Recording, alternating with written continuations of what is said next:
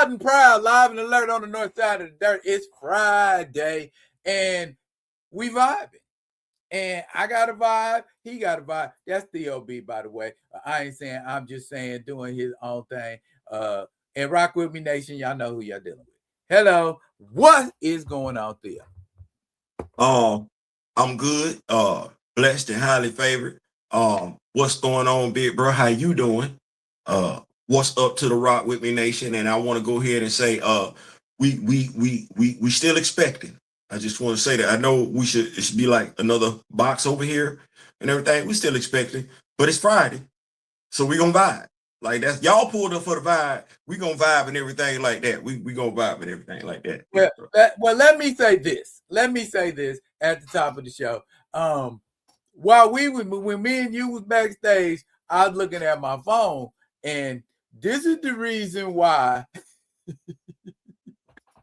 I feel like I need to consolidate all my shit somewhere where I can look at it easily. You know what I mean? I'm getting right. messages over here, over there, over here, and I might miss them. And I know, y'all rock with me on a couple of different platforms. Yeah, so we do. Yeah, we do. Yeah, we do.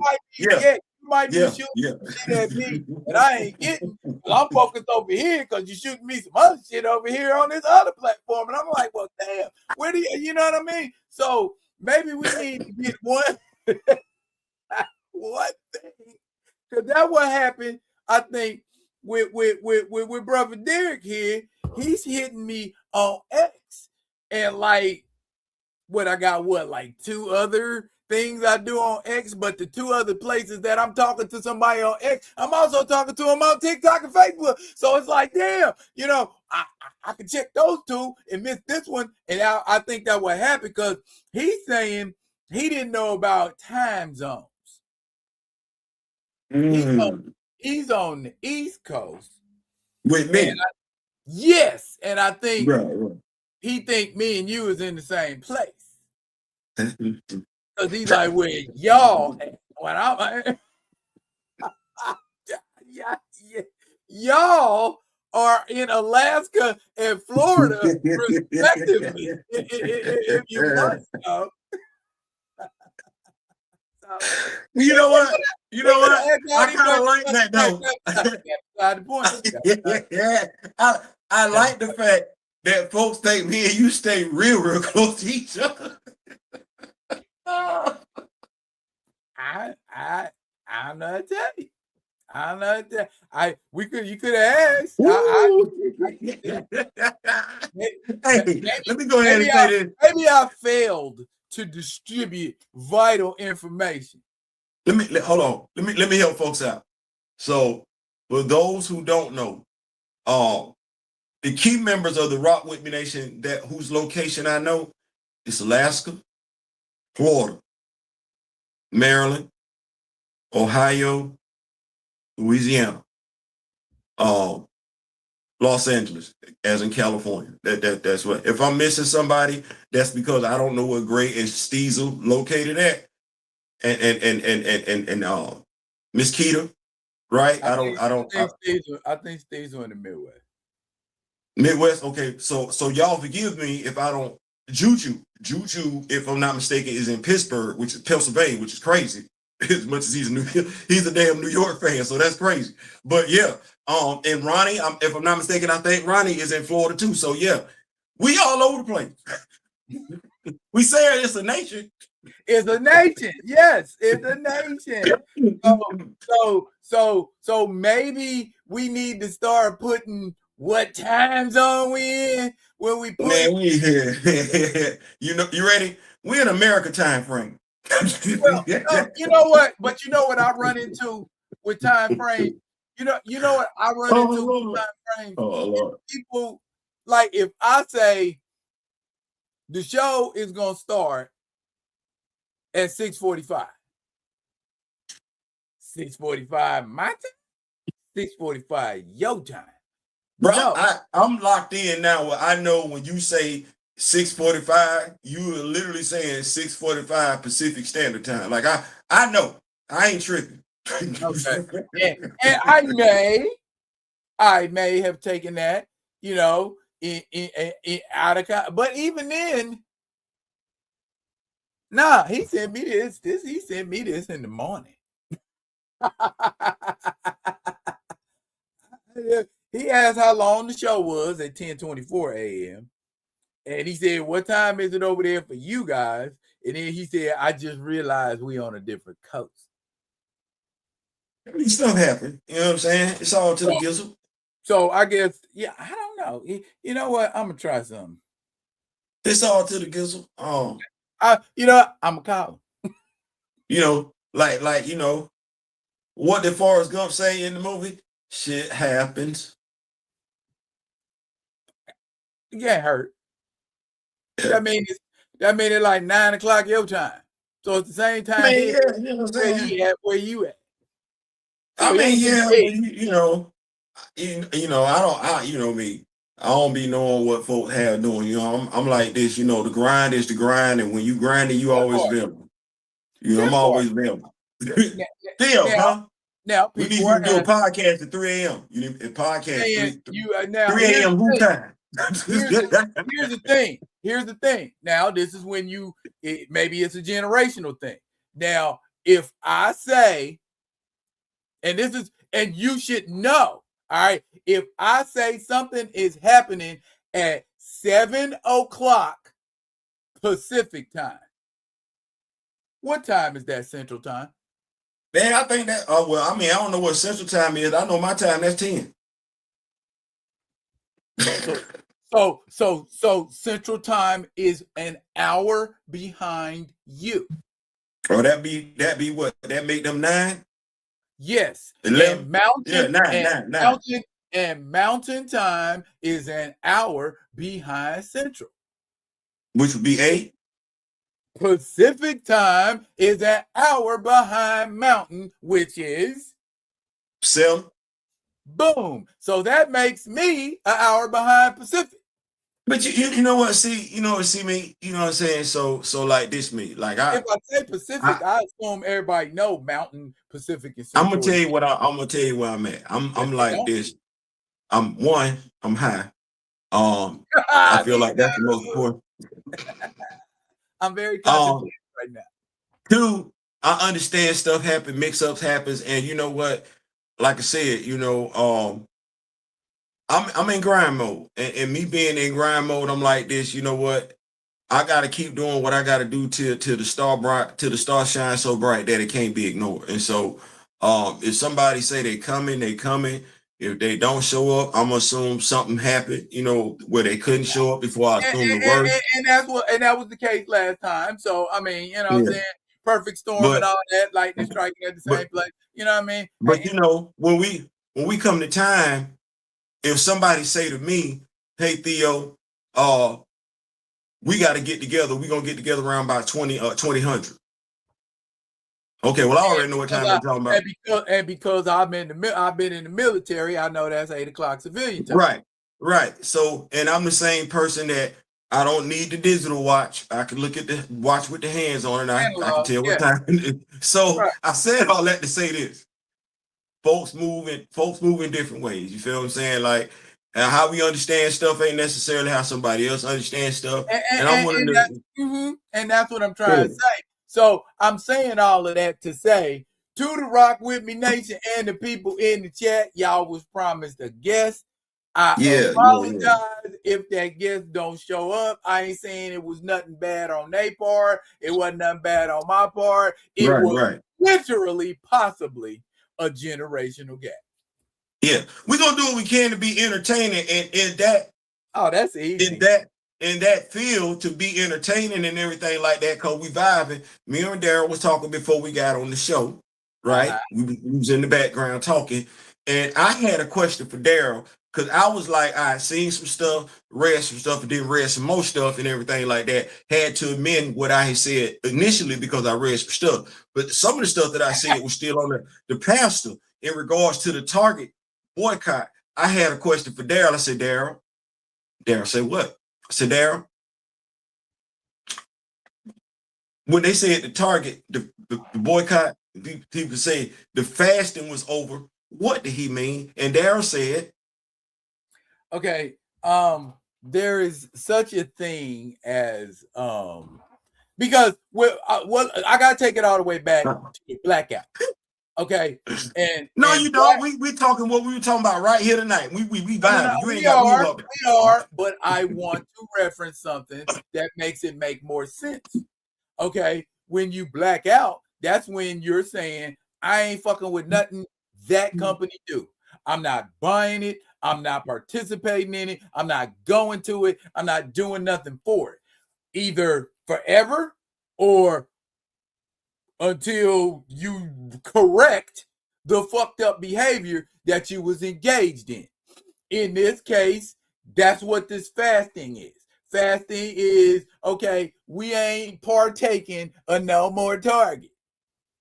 You can have a little dog with the bullseye on him. We don't give a fuck. We ain't fucking with the dog no more. We ain't fucking with, even though y'all got better lighting and nicer baskets than Walmart, we not fucking with y'all because y'all ain't DEI.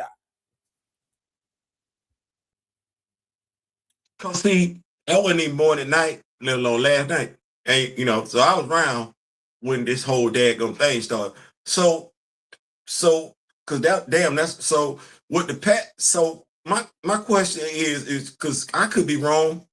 I've been wrong before, I'll be wrong again. Even though people like to tell me you think you're always right. No, I don't. I really, really don't.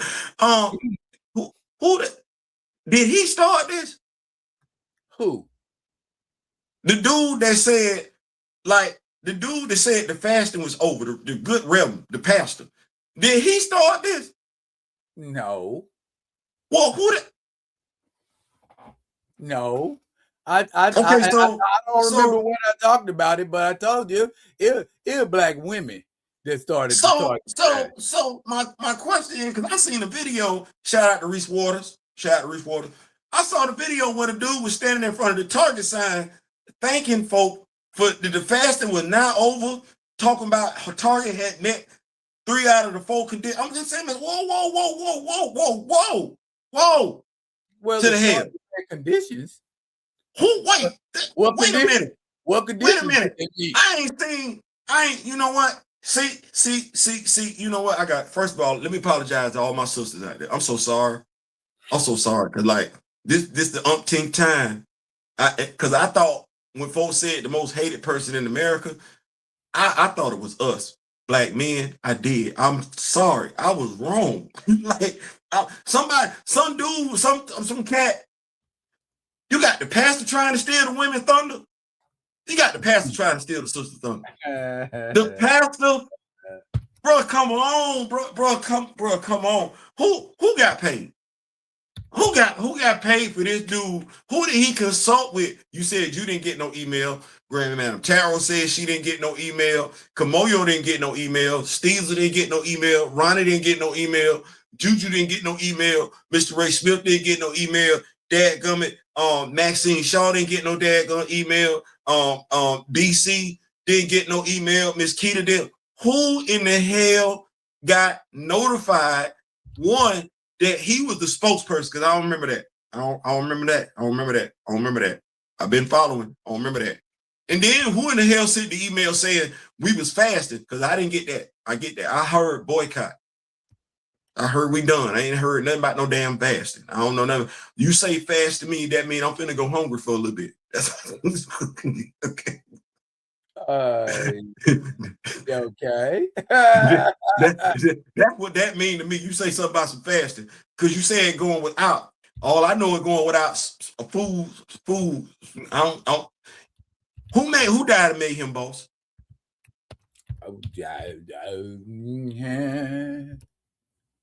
I don't know who. I give up. Who? What I'm supposed to say about that? If I don't know, I can't tell you either. I'm like New Edition. I need to know. Is this? I'm trying to figure something out, bro. Talk to me. Is it the end? Say by myself, that it was gonna happen, but she never told me. Oh, baby, what happened when I was much older? Wish it would have happened then. That was my jam, bro. That was my jam. Huh. Oh Lord. Speaking of jams, I'm thinking about asking a question, and I think it's gonna spark a lot of conversation. Uh-oh. But that's what we want to do, right? Ain't that what we trying to do? Ain't that what we trying to do? What? You're scared, go to church. It ain't that bad. It ain't that bad. It ain't that bad. Oh, you know what? I'm gonna help you out with that. You know what? I never understood why people say it ain't such and such and so and so. Help me out.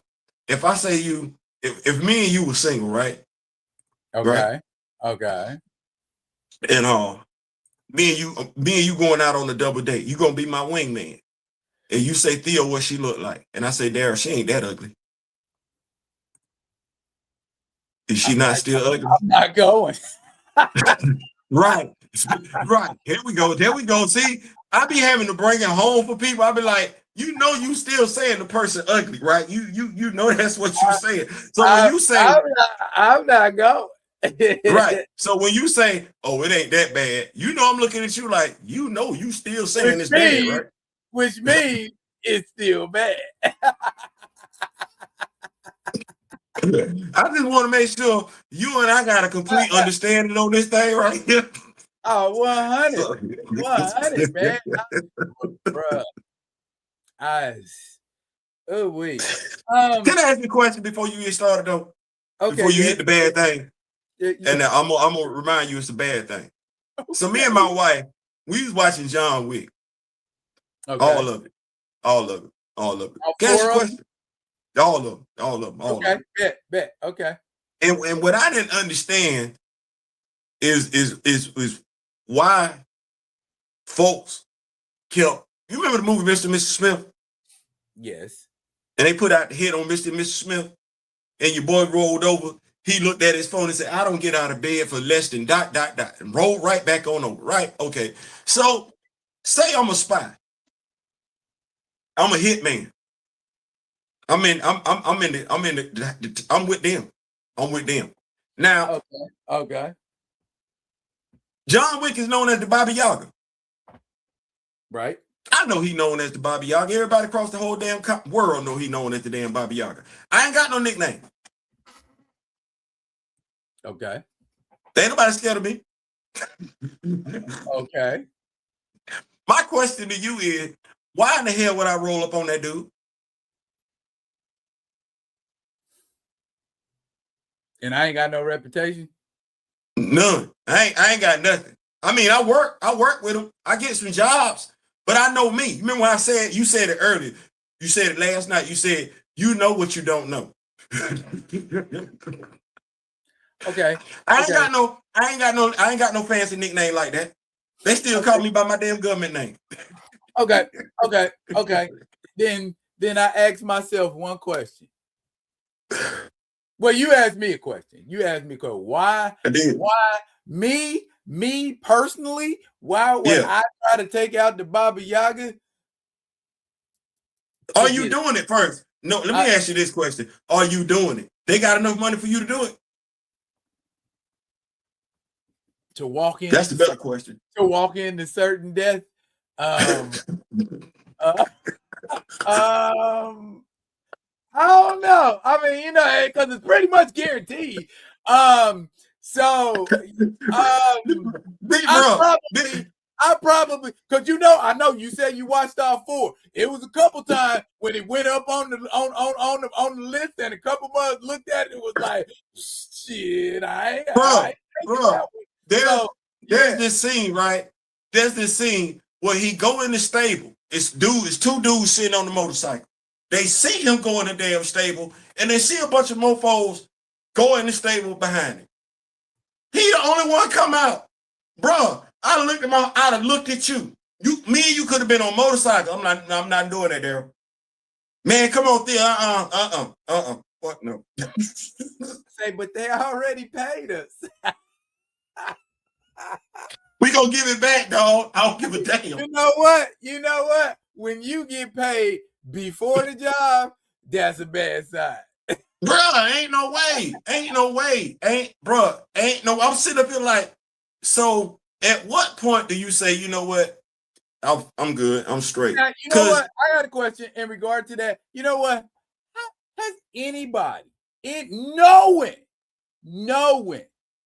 John Wick is the Baba Yaga? Ain't nobody ever tried to take him with a sniper rifle? Why it gotta be up close and personal? Why it gotta be a confrontation like that? Why can't I just be 1,000 yards out and just be like, done? you know what I'm thinking? You know what? This me right here. I'm finna throw some plot armor out there. He learned from the first movie when old boy could have sniped him to stop being out in the open like that and everything like that. But you know what? You got to question because I'm sitting there for like, when they put the mat with everybody, when he was excommunicado, like, what the hell? Like, I don't, man, ain't no, listen, you couldn't pay me to run up on that dude. Like, it's just sometimes what's the song, how the song go? You got to know when to hold them. Know when to fold them. Hey, Kamoyo just gave you the answer right there. This is why. That's why ain't nobody hit John Wick with a sniper rifle. The movie would be over with. No more franchise. That's it. Hey. They said we got to get at least 4 movies out this bitch before we kill him. Yeah, man, listen. The sniper rifle is the only way I would do it, but it wouldn't be no up close and personal stuff. He like the closest thing to Batman in real life there is. Bro, the dude, what was it? I want to say it was the second movie. Why are you holding this dude that killed your brother and your nephew about his car and his dog? Why you got the car? Why you got the car? That's what John Leguizamo was trying to tell him. Why you got the car, dog? He wasn't listening, like, bro. Like, what you got going on? And then the dude, one of the most gangster things, the dude then deleted all your folks except for the dude that was talking to you in your office. I guess he pieced out because we don't know where the hell he went to. John pulled up in your office, dressed in all black like the Grim Reaper, grab your bottle, pour you a glass, pour him a glass, offer you your glass, says peace, and then why did you have his car? You know, and then you know what thought just occurred in my high mind. Come on, somebody talk to me. I like them type of thoughts. What we got? John Wick, Robert McClane. Who you got? Well, first of all, I'm hold on. Let me think about this for a second. I'm gonna take Robert because Robert don't mind sniping you. Robert don't mind. Robert ain't got to get up close and personal. They are both masters of improvisation. Yeah. As far as making do with what you got in the area, I mean, I would slightly get an edge to Robert McCall because I killed the whole gang of motherfuckers in a Lowe's with everything that's in a Lowe's. Everything is in a Lowe's. I don't know why we can't get that movie. Like, that'd be my thing. I'd be like, man, Hollywood, y'all tripping. Y'all tripping, man. Y'all be movies sitting right there on the table, man. I'd be like, man, let's go get this money, man. Let's go get this bread. It's like, you know what? I told my wife, I said, you know what? I said, I'm thankful for the stuff that I've done in my life. I said, I know I want to do some other stuff. I said, but now I know why I ain't do it. You know what I'm saying? It wasn't like I wasn't talented because I've been amongst the people that actually got paid to do it. But when I look at the folks that got paid to do it, they went through some stuff.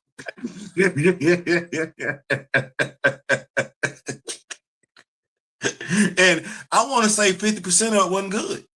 And the stuff that they went through that wasn't good was way worse than stuff I went through. I wouldn't want to go through that stuff. They truly did pay the cost to be the boss. I don't. What they got going on, whatever list their names on and their rituals, I don't want to go through none of that. I'm good. I'm gonna stay right on over here. I don't want none of that. No. Y'all burning and branding, folks. Say that's why I didn't play as Q. I don't want nobody burning me. You know what? I even with that, like I wanted to. Well, I'm too old. I mean, well, hell, I can say it right now. I want to play in 06. You feel what I'm saying? But knowing what I know now, I'd have had to whoop somebody's ass, like for real, because I'd have been on the phone like a couple of years ago. I'd have been on the phone. Hey, bro, what? Hey, what's wrong with your boy? Hey, man, you got to set up a meet and greet right now. Right now, you got to set that up. Yeah, boy, we'd had to have a phone combo. Oh, Theo, it ain't that serious. My ass. Oh, yeah, you got to set that up. You got, oh, boy, that couldn't have went like that, though. Oh, Lord Jesus, no, that couldn't have went like that. Go run that fade.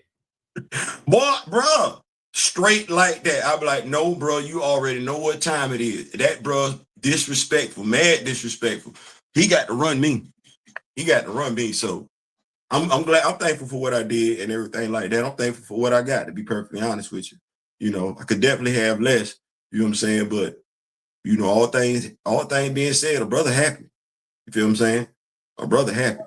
What you watching on TV when you do watch TV?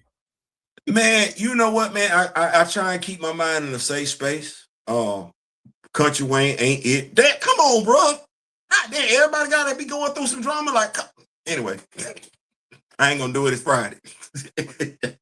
I be watching Avengers. Like my Earth's Mightiest Heroes, man, keep me in a safe space. You feel what I'm saying? Casual Geographic. I might watch him. What up? Might, you know, catch him every now and then. Grand Madam, I'll be, you know, screening through and everything like that. She'll catch me with a midday read and everything like that. Late at night, my homeboy might be dropping a deep read or whatever. He got his show on Thursday and everything like that. So I just try and keep my mind. Okay. Right there. What about yourself? That was a very woke answer, sir. I'm saying, bro, happiness, people don't understand, man. Like, I get what Will Smith said. I ain't get it at first when he said, you know, Jada said, like, he wasn't making her happy. He's like, I'm not responsible for your happiness. And I was like, damn, that ain't your wife? But if a person doesn't want to be happy, you can't make them happy. I mean, I get it. I 100% get it. I got it when he said it because I didn't. I'm being like, dead ass. I didn't. Well, here's the thing. It's that old thing, like where, like, if you the type of cat, you got a bunch of friends and you got a social life and you a social, you know, kind of a butterfly, but your lady an introvert, and she upset or feeling some kind of way because you are social and you like to be social and she doesn't. So I had been in that situation before where, you know, I was with a person that didn't, you know what I'm saying, respect the kind of energy I had. Well, I think the thing is we don't, you know, we don't reflect on ourselves. Like, if I'm mad and I want to be mad, there's nothing you can say. You know what I'm saying? So, you know, and so, because getting out of that anger is me. You know, I got to get myself out of it. You know, like if I'm upset about something, sad about something, if there's nobody around, I can't call nobody. I got to get me up out of that. You feel what I'm saying? So I just try and do stuff on a daily basis, understanding that life gon' life. Regardless. Life gon' life. I just try and do, like, I'm so, one of the things I tell Alicia like almost every day, but that case made me feel good.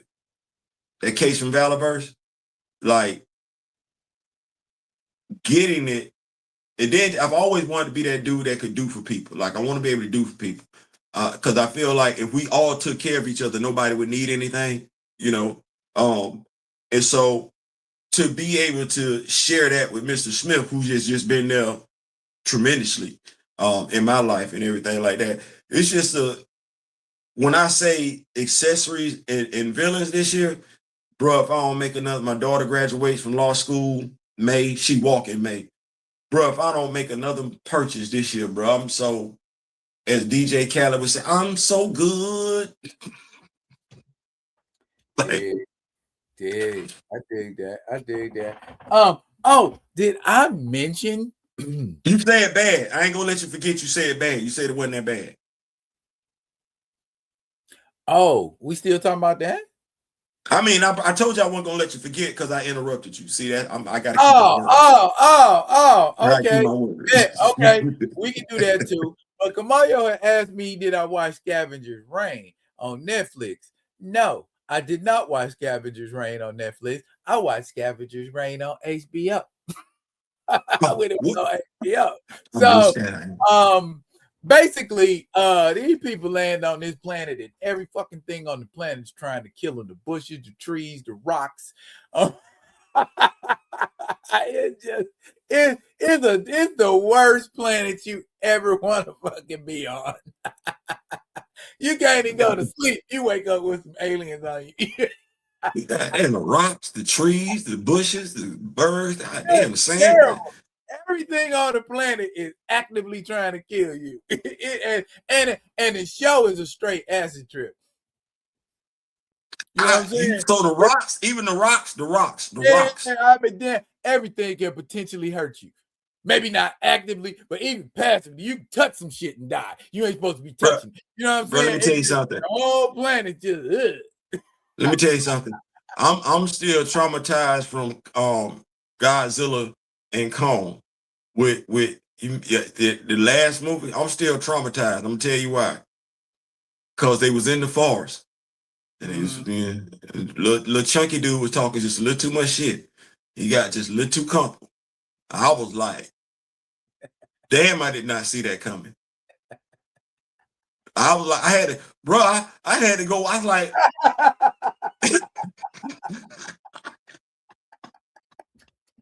you talking about the one? Dude, how about the shit with his gun?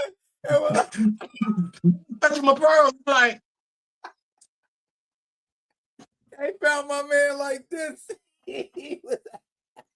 No, you remember the tree? The tree ate him. That's what I'm saying. He was all crumpled up and twisted up in the tree. Man, ain't no way, bro. Ain't no way.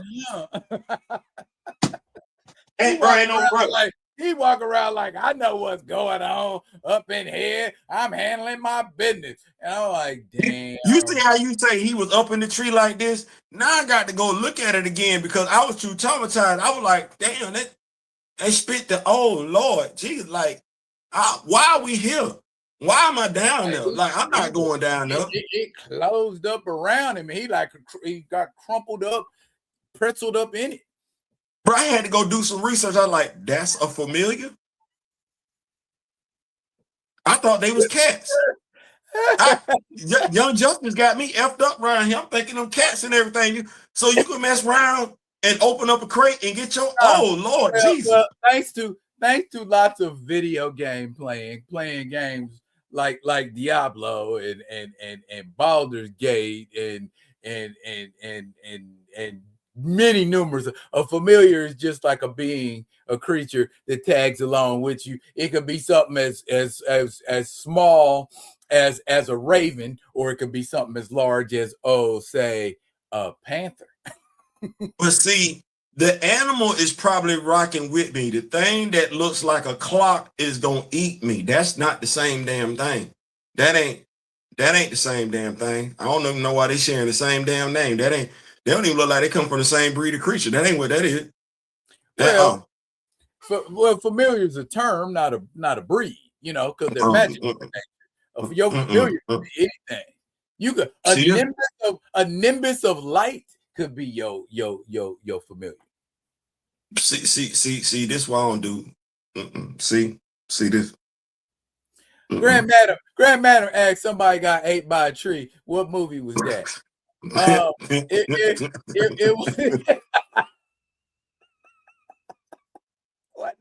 It was the second one, right?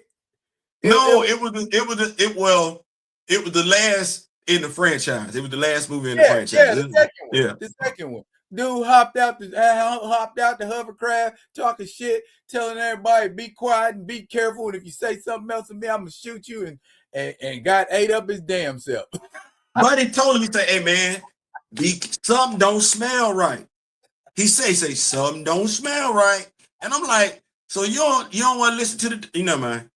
Never mind. So if it was like a man eating plant, right? And see, here I'm high again. If it's a man eating plant, right? Wouldn't it really be scary if you were out in the jungle and all of a sudden you start? What's your favorite food, Theo? I don't even want to do this right now. Hamburger. That's what I was thinking. And you smell hamburgers, and you like, be hamburgers. We have jungle. Why does it smell just like In-N-Out Burger? What a burger. Five Guys. It smells just like them. Where did that? Man, I know there's got to be some kind. I'm going to go look. And you no, go, the fuck I ain't. No, hell, listen. No, listen. We outside in the willy-nilly and I smell something that smell like some hamburgers. No, I'm not going there. First, I'm gonna look at you like, "There, you smell hamburger?" Be like, "Yeah, you know ain't no hamburger joint around here, right?" So just so we clear. You don't want right. I'm gonna be like, just so we clear, we're not going in the direction of the scent. Just so we clear. I'm not you. You can go. I'm not going with you. I'm going in the opposite direction. You know why? You know what? I would think a horror movie with Gen X would be one of the most difficult movies to do. Because we'd be like, hang on now. Ain't what is it? Friday the 13th? What is it? Part 8? Jason Take Manhattan? Ain't that what I'm saying is? Let me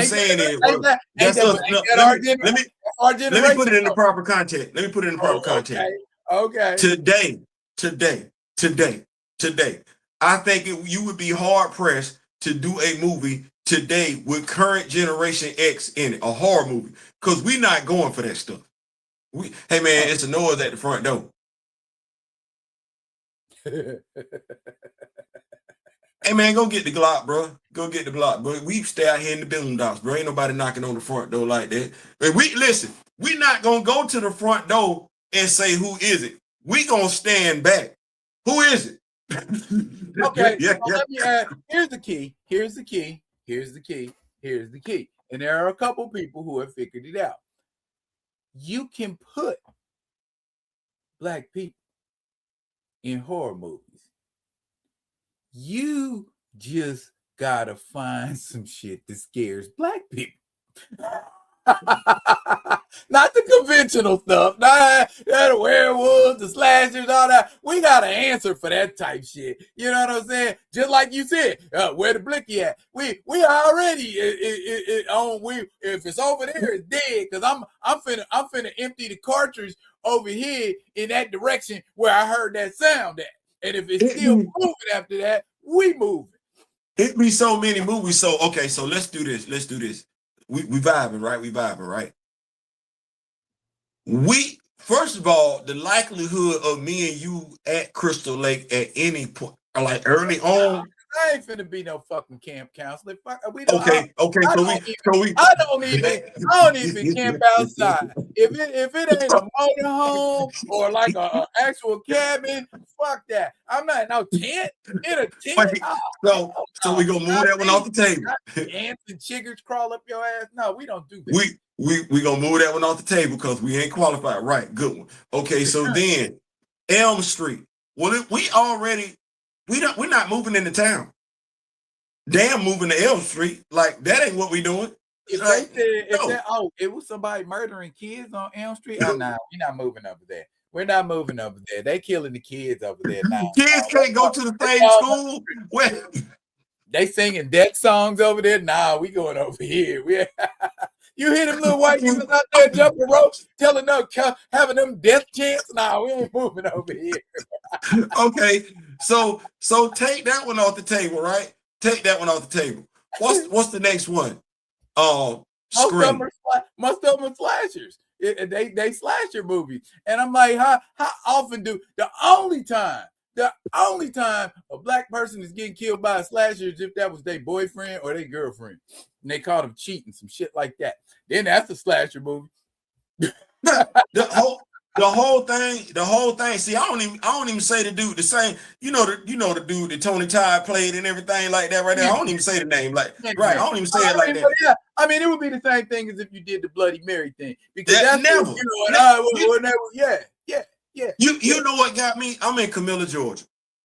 And my homeboy Eric Johnson, he stayed next door to me. He said, "Hey man, so what's up? You ever heard of this game? What game?" He say the name. So no, I ain't never heard of that. What is it? He said, what's supposed to happen is you're supposed to go in your bathroom, say the name 3 times, turn the lights off, and they gonna be in there with you, and they gonna delete you. Why would you want to do that? That's the part nobody ever asked. Why would you summon some demonic shit to you? Fool? Look at him and say that again. I'm supposed to do what now? He said, yeah, you go in the bathroom, you look in the mirror, you say a name 3 times, and then you turn the lights come off. I'm not doing that. Why? First, we ain't even friends. See, now I know you're not even my real friend. Because my friend would never set me up for no stuff like that. Like, have you done it? Have you done it? No. Well, why would you ask me to do it? That part right there. Why in the hell would you ask me to do some shit you ain't done? You don't even know if it works. And if it doesn't work, why would you want to see me do it? I'm supposed to be Here we go. Why you doing Here we go. Like The Ring. Hey, man, you want to watch this video?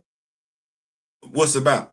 Oh, man, it's about this girl in this well. You watch it and everything like that, and she come out the well and she kill you.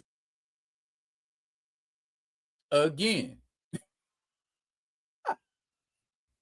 Now, that makes sense too. Like, I can understand you not knowing. Yeah.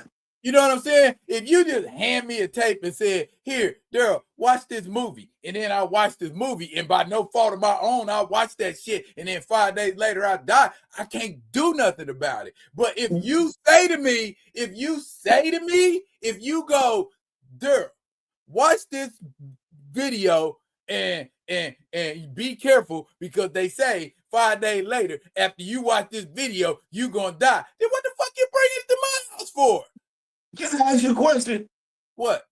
She wasn't moving with lightning speed. Like, I'm looking at folks like, you see the water running from the teeth. Is the door locked? Like, and y'all live in a studio apartment. You know the kitchen is right behind you, right? Did you see the movie? I did. Okay. I saw the movie. It don't matter. It don't matter. The eventually I'm gonna get you kind of monster. You can run. Man, I'll eventually catch up with you. Bro, I'm sitting up here like, so y'all sitting there looking at the TV like this. I see you breathing, and I see you low key trying to move back in the chair. So you trying to make a move, like, bitch, get up. Go get your strap. Man, you know what? How about this? Why you didn't watch the video? Now I can easily start right there. Like, why did you even watch this one? I mean, and that's what I'm saying. If I don't know, see what I'm saying? Somebody mail videotape, CD, whatever, to your house. Are you gonna watch it? No, I'm gonna be honest with you, dead ass. No, I'm not. Why? I'm not. I'm gonna be honest with you. It's addressed to you. Right, could be not happening. You know what I'm saying? Somebody gonna have to tell me something because I'm looking at it like this right here. I done seen way too many horror movies where somebody gets something sent in the mail to them and it's got their name on it and everything, but it ain't saying exactly what the hell it is. And then they didn't pay their piper cut. No, not just. I watched all the seasons of Supernatural. You say you started thinking about all the bad shit you did. I done watched all the seasons of Supernatural. You ain't finna get me like that. You know what? I'm the motherfucker didn't put it right back in the mail or threw it in the trash. Hey, is it a jilted lover coming? Shit, damn. You know, it get to a point. That's why I said, like, it would be hard to put us in a movie today, like our current age group, because we'd be like, no, I'm not gonna be able to do that. That don't make no sense. That hey man, we get ready. I try not to drive at night. So. Hey man, we going on an expedition. Well, if I ain't gotta drive at night, I don't drive at night. Listen, so much for catching me on the side of the road. Right, I ain't trying to do that. You know what I'm saying? Hey, just like Kamayo said. Hey, true story. Man, a motherfucking crackhead knocked on my door the other night. See? She ain't even say nothing. She take that back. She did say something. Okay, I get it. It's cold, but I don't know you. See what I'm saying? I don't see what I'm saying? I get that, but my thing is, I don't know you. Oh, can I come in for a second to get warm? No, you can't. No, I'm looking. You're the vampire. No, you can't come in. Don't you know this is the year? Don't you know this is the year of sinners, bitch? We are not inviting people. We are not inviting people into our home. You know what I'm saying? We were at the door, like looking all cold, and she looked sus as hell, Theo. I'm like, no, I'm not letting you up. Keep no. We like Martin. Straight up. And my many vampire movies I don't watch. Hell no. Fuck that's what I'm saying. It would be hard. It would be hard. They'd be like, hey, got $10 million for you. Okay, you got $10 million. Because the wife was like, who is that? I'm like, fuck if I know, but they ain't getting in here. Listen, I told Lisa. You remember the movie? Well, I know you remember the movie. Remember the movie Jeepers Creepers? Oh, yes, definitely. I said the credits would have started rolling real fast in that movie. She said, what you mean? I said, I'd have been driving, and I'd have been like, don't you look. If you can't see it out the corner of your eye, don't you turn your damn head. And I'd have seen everything up to the point where it got, like right there. I wouldn't have turned my head. Because that ain't my business. That's not my business. It's not my business. This is not my, and I'm damn sure not coming to your place. What my man say on the Muppet movie? It doesn't concern me at all. It's not bro. You know how many times just in regular life I've been driving and it be accidents on the side of the road now, because you can get into an accident paying attention to something else you ain't got no business paying attention to. Oh no, they ain't got nothing to do with me. Yeah, keep my eyes on the road. For real. I don't know. And the thing is, I got a camera out front, and I got like a screen in the, like the dining room, and I can just press a button and see and talk to who's at the door. Right. No. You don't look right. No. No, yeah, you can go about business. Get away from my door before I call 9 to the 1 to the 1. To come on my porch, to get to my porch, like I got like a big driveway in front of my building. You have to walk up on the side of my house and go up the side of the steps, right? So if you could be hiding on the side of the house and just out of camera range, waiting to jump, no. See? Yeah, here. we ain't doing that this year. You dig what I'm saying? We ain't doing that this year. But yeah, man, I always thought about. I was like, man, horror movies today. I'd be like, boy, you got. Hey, we finna go to an abandoned church and do what? What? We gonna stay there for the night? No, we not. We ain't. Say you. Stop putting me in there. Stop. Stop adding me to that. Stop. Take weed out of that shit, cause Do they got nice, clean accommodations? No, I'm not. I'll be understanding that. It's spooky looking and abandoned. Fuck, I want to spend a night in there for. Y'all offer what is it, Fear Factor? You know what I'm saying? Is shit like that? Nah, we don't do that. Hold on, Darren. Hold on. I'll be right back. Dr. Poet, what's going on? Hello and welcome. Not a face we see regularly, but appreciate you being here tonight with the Rock With Me Nation. Guess forgot about time zones. You know, it happens. It's, you know what I'm saying? Ain't no shade. Ain't nobody mad at nobody. We get it right next week after, whatever. And Nancy say, what if they tried to trick you and said they were a member of the Rock With Me Nation? What Rock With Me Nation member are you?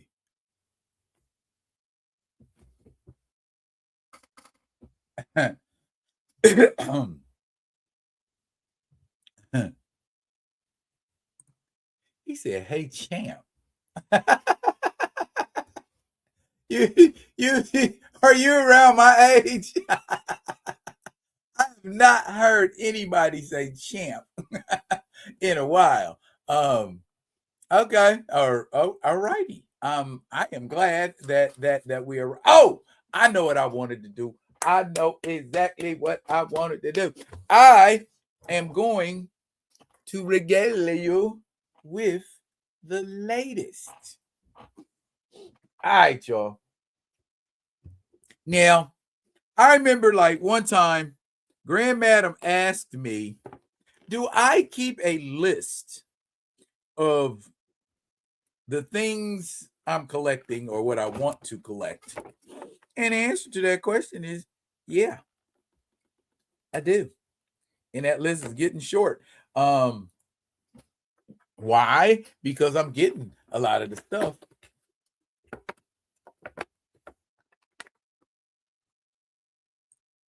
Boom. Oh yeah, you're gonna go through it, man. Getting in my house gonna be harder than getting a passport. Cause we ain't living like that. Oh, Dr. Poet. Okay. Enough said. Bruh, I be trying. But here what I say. Look here, y'all. Look here. I had to get it.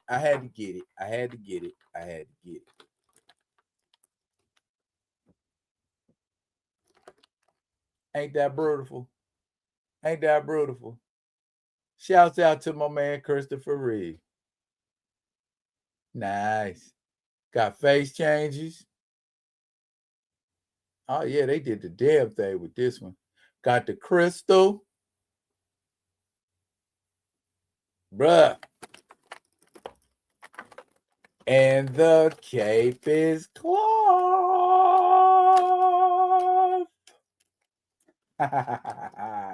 Bruh. They got them at GameStop. I man, cause like I was there today, and fellow action figure collector with his lady, just like I was a fellow action figure collector in there with my lady, and it was nice to see like the energy that they had between them. Like, you know, this is, oh girl, yeah, this is what I deal with, and oh girl, don't you know, ain't this, don't you just, you know, that, yeah, me too, yeah, you know. So, but we over here, we talk action figures, you know what I'm saying? And he was picking up all of the cinematic stuff, because the cinematic stuff done dropped. They got this, and they got the Heath Ledger Joker now, and that's because see this was on my list. I got a Michael Keaton Batman. Now I got a Christopher Reeve Superman, and then all I need is a Linda Carter Wonder Woman, and I got a Nicholas Hammond Spider-Man. Quiet as it's kept. Boom. So too bad they do not make a red brown Captain America or a Lou Ferrigno Hulk. Would you buy one if it was a Lou Ferrigno Hulk action figure? For real though. I mean, I'm talking with the wig and the makeup and the nose, just looking goofy as hell. Would you cop that? Would you cop that that TV movie Thor with the little tiny mallet with the with the little tiny Mjolnir. Look like it was about that big. Look like you put nails in the wall with it. But yeah, man, that was the level of excitement we had in GameStop. we had a moment. And I forget. I picked up Big Lob. Yeah, I got Big Lob. Big Lob Bradley.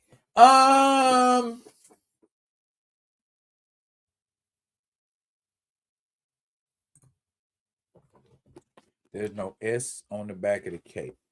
No. Oh, yeah. Yeah, there is.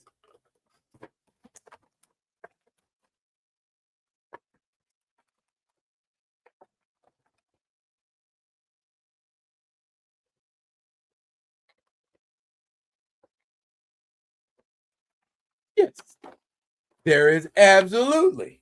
How could it not be Christopher Reeve Superman if he ain't got the S on it? That was just. Oh, and it also comes with special edition collectible card. So be looking. Oh, that will be the great time to put the disco ball engine up and have my fly. Oop, I've said too much already. Anyway, yeah, I got rock with. Yeah, it's a wonderful time to be a member of the Rock With Me Nation, because the Rock With Me Nation has wonderful plans and wonderful things in store for y'all, for each other, for us. Yeah. So, and then like I said, and then I got the Alpine. So that's and then in other news, I'm waiting to get my baseball cap in the mail so I can finish my Tech 9. So then we'll have somebody for Icon and Static and Rocket to rock with. Ooh, that rhyme. Oh, hey, here's an action figure that I grabbed and I already got it. Hang on.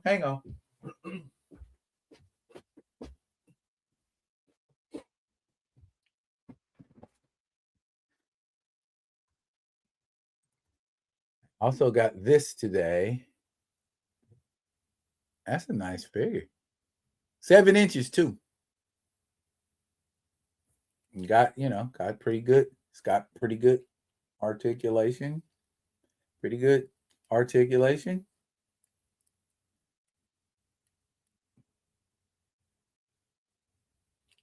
Got the energy on the legs, energy on the shoulders.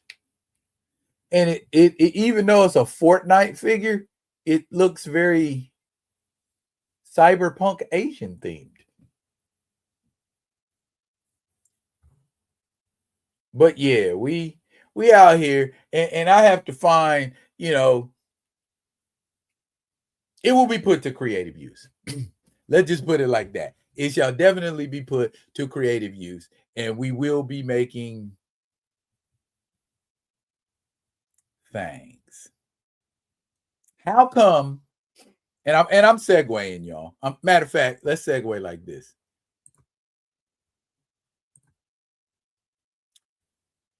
How come when we talk about starship captains, excuse me, make sure I had the right one. How come when we talk about starship captains, we never talk about that guy right there? Even though technically he is the captain of a space station. How come? Always Picard. Always Kirk. They even talk about Janeway more than they talk about Benjamin Sisko. Why is that? Do you think? Late 80s, early 90s, everything Star Trek franchise had a great run. Remember? There was Star Trek The Next Generation. There was Star Trek Deep Space Nine. There was Star Trek Voyager. Yeah. And then Enterprise later on in the decade. So everything Star Trek was popping, but We talk about Archer more than we talk about Cisco. Why doesn't Benjamin Sisko get the love that he deserves as a captain? Because he had to make tough decisions too. Especially when they found out they were sitting on a wormhole and they became that spot. And he had to oversee a lot of bullshit. You know what I'm saying? And he even at one time had to fight. You know what I'm saying? And it's nice with it. You know? So that was a good that was a good era of shows. And you had Next Generation folks on Deep Space Nine. So, you know, it was an interconnected universe before interconnected universes. Oh, fancy that. See, that's where we were in the 90s, and we didn't even know we were there.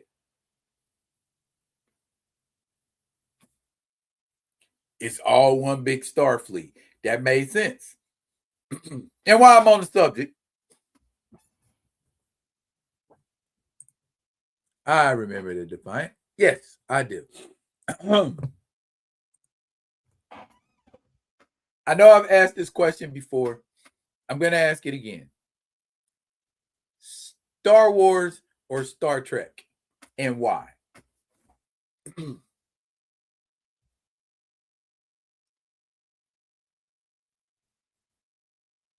Nobody chat? Come on now. Oh, I know. I about 7-second delay. So, all right. I'll give y'all a couple 7 seconds to think about that. Because I know don't nobody really say nothing about Star Wars no more because we don't like the direction Star Wars has gone in. I mean, even people that, you know, there hasn't been like a Star Trek movie project out in years, but you still got people talking about Star Trek and the buzz about Star Trek. Other than Starfleet Academy, you know what I'm saying? The talk about Star Trek is mostly positive. Ain't nobody saying the Star Trek franchise has been ruined. I mean, it's not what it used to be, but that's called evolution, in my opinion.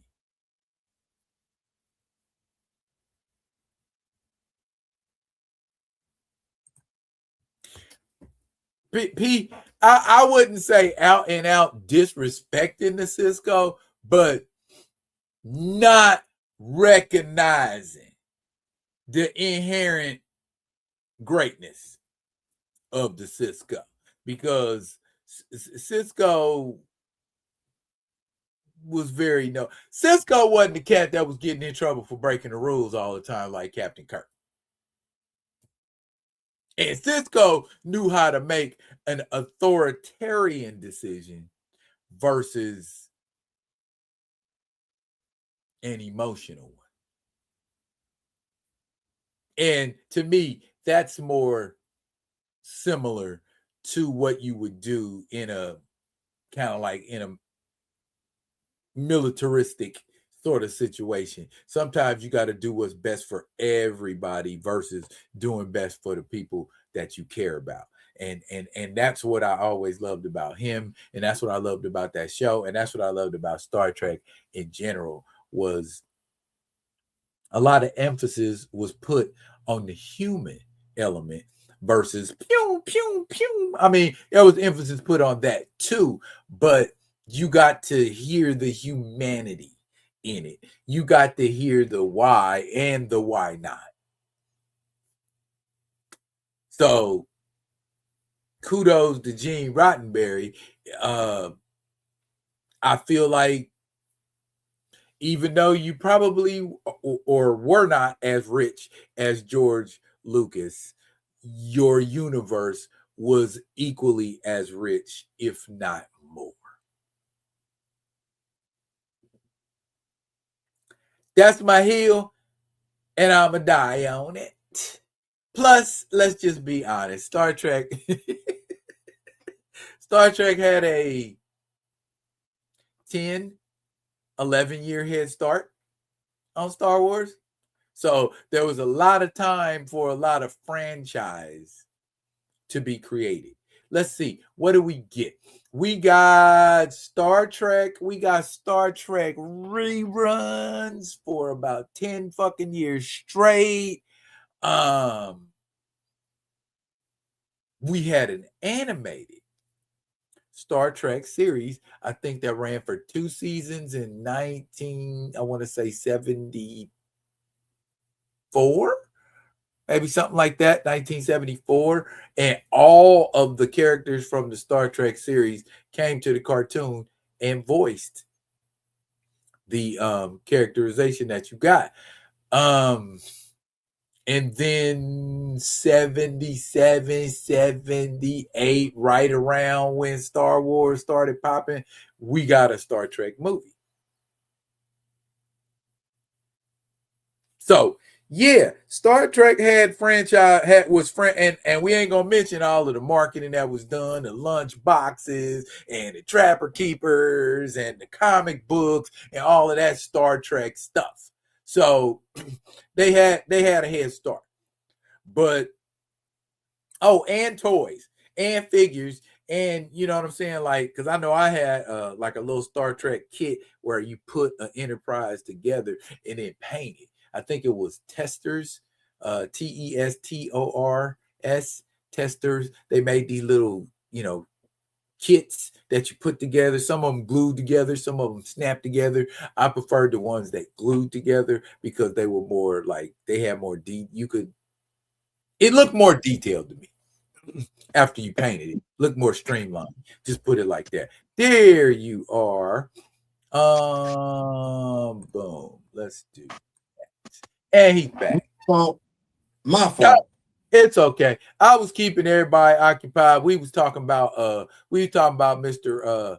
Benjamin Sisko from Star Trek Deep Space Nine, and about how he doesn't get the love that he deserves versus the other captains.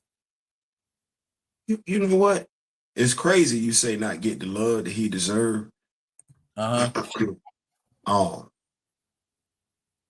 We gonna continue this, or can we pivot real quick?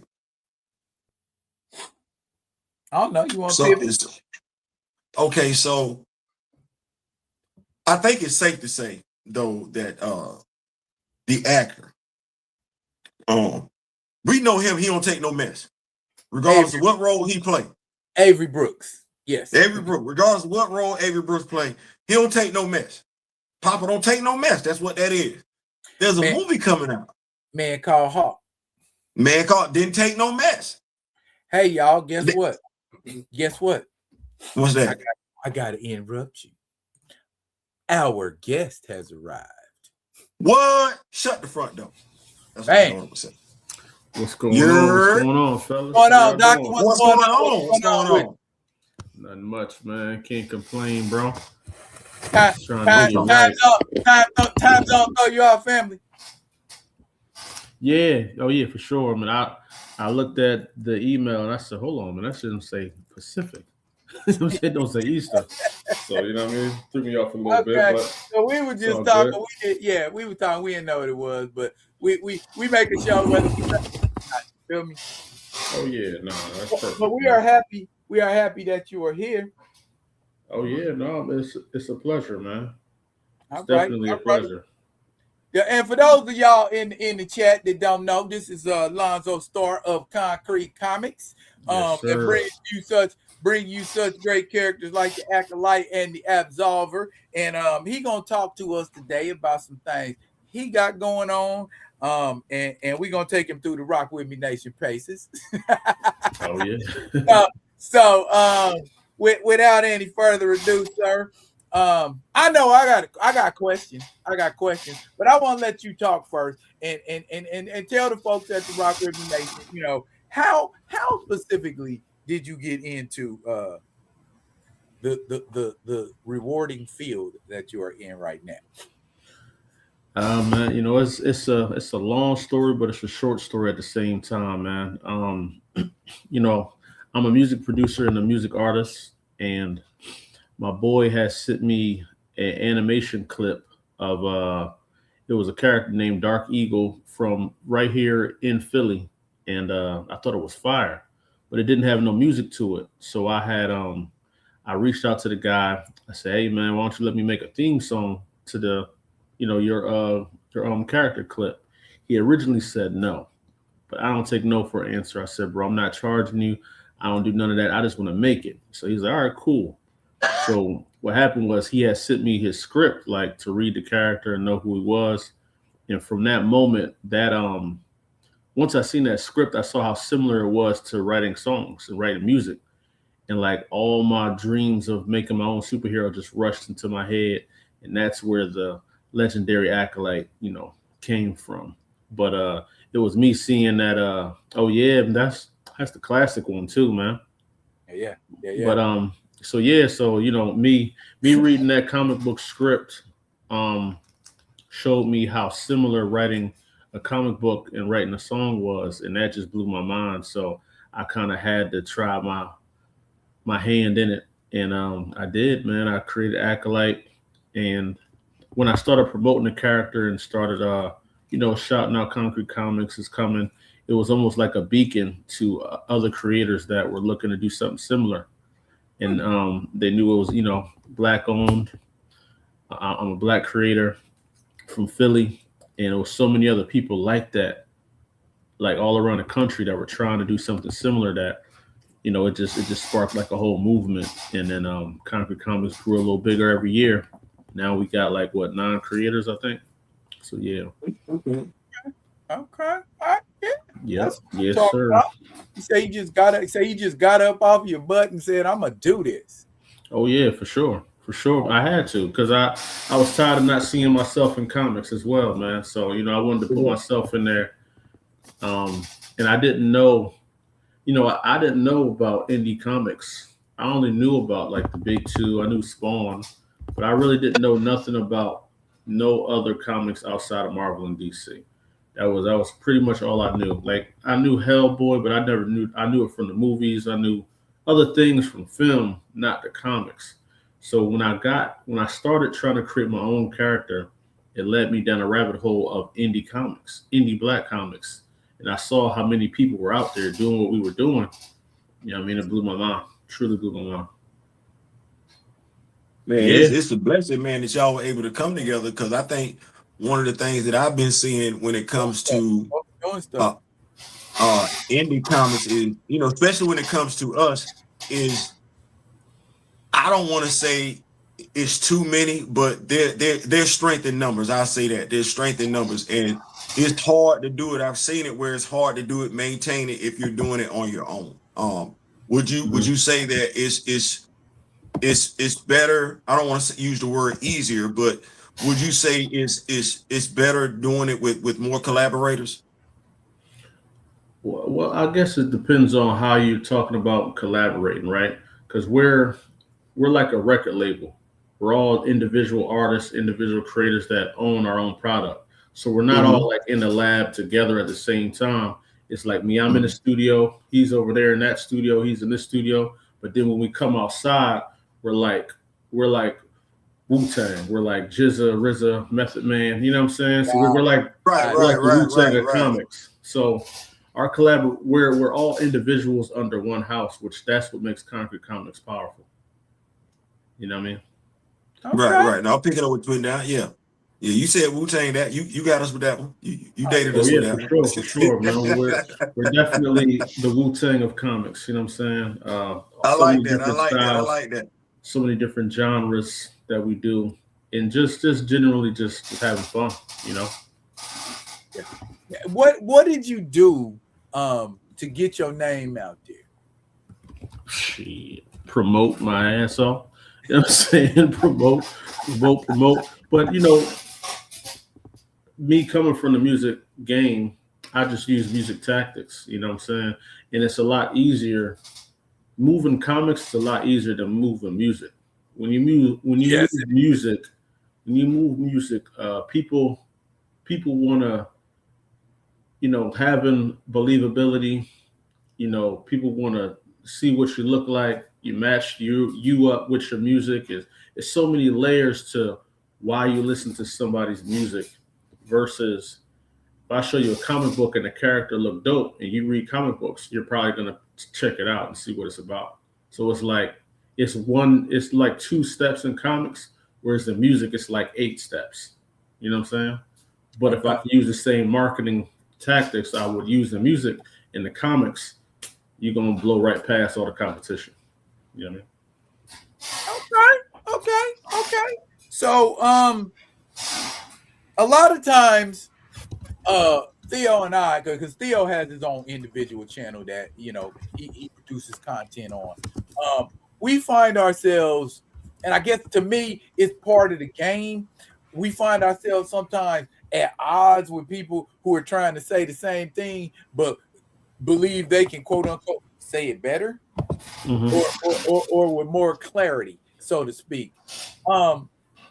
Do you find that to be any different? You know what I'm saying? In like you guys as creators, do y'all look at each other and say, yeah, I see what you're doing, keep doing what you're doing? Or do you look at them and say, oh, I could do it better than that? Not me personally, but that's human nature. Everybody's competitive. But not me. That's not what motivates me. I'm motivated by community. Like I have conversations with up and coming creators all the time. I'll just reach out to them and ask them if they need some help. Because it's a hard field to be in by yourself. Especially comics. Comics can be so judgmental, man. And if you ain't got a support system and you're doing this, it could be tough. So sometimes if I see somebody that's look dope and I see them pushing, but I don't see the community kind of rallying behind them, I'll try to reach out to them and bring them into the spotlight so more people can see them. Because it's tough, and it's enough space and money for all of us. So me helping somebody out don't take nothing away from me. You know what I mean? So why not? That's the mindset we try and foster over here and everything like that. We said rock with me nation, rock with those that rock with you. If you know us, grow us, and sharing is caring. We share stuff all the time in regards to what comic book you're gonna get, what action figure is dropping, and everything like that. Whether you get it or don't get it, it takes nothing away from the other person for you to have it. You know what I'm saying? So that type of mindset is definitely to be commended, and I could definitely see more things coming your way. Embracing that mindset, because that's the healthy mindset to have. Like, oh yeah, so yeah, that's sure. Big ups on that one. Yeah, I don't see there's no reason to see competition, man, in comics. We're all just telling fictional stories. There's no reason for me to be out here competing or sweating, man. If you writing something dope, I hope it inspires me to go in the lab and start creating some more. I don't write with the mindset of outdoing anybody. I just write in the mindset of my people that like what I do. This is for y'all. You know what I mean? And if you like it, come rock with it. If you don't, it is what it is. That's what it is. That's exactly what that is. If you like it, rock with it. If you don't, you don't, and everything like that. So yeah, I'm definitely that's the mindset. That's the mindset to have and everything like that. So yeah. What issue are we up to right now with Acolyte? I'm new to it. Daryl bringing me into it, so I'm a newbie. I ain't act like I've been all over the place with it. We up to, so we finished you know what? Hold on one second. I'm gonna go grab it real quick. Hold on. Okay. Exclusive. Yeah. I ain't finna act like that. No, I'm new. I usually always got it on me. Always got it on me. But so we up to issue. This is issue 6. All 6 issues in one volume. Okay. And we got numbers on the way right now. So it's in production. But yeah, I mean, this got all 6 issues. I actually just finished the source book as well. So the source book covers all the characters in volume 1, which will be available on the website as well. Man, I worked hard on that source book, man. So it's pretty dope. It's one of my favorites. But yeah, so it's 6 issues. I would think that would be fun.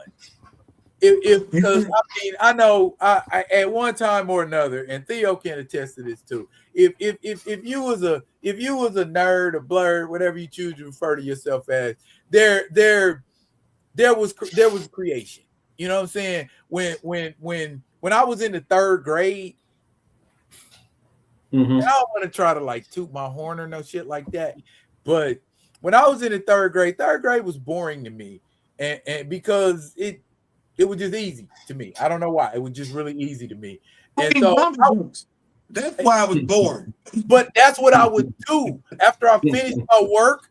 I would take a piece of paper, like a piece of clear paper, and I would fold it in half, and I would open it up, and I would make panels and make like a fucking comic book story, and people would come and they would read it, and I'm just like, yeah, this seems like this. They pay people to do this. This seems like this would be fun.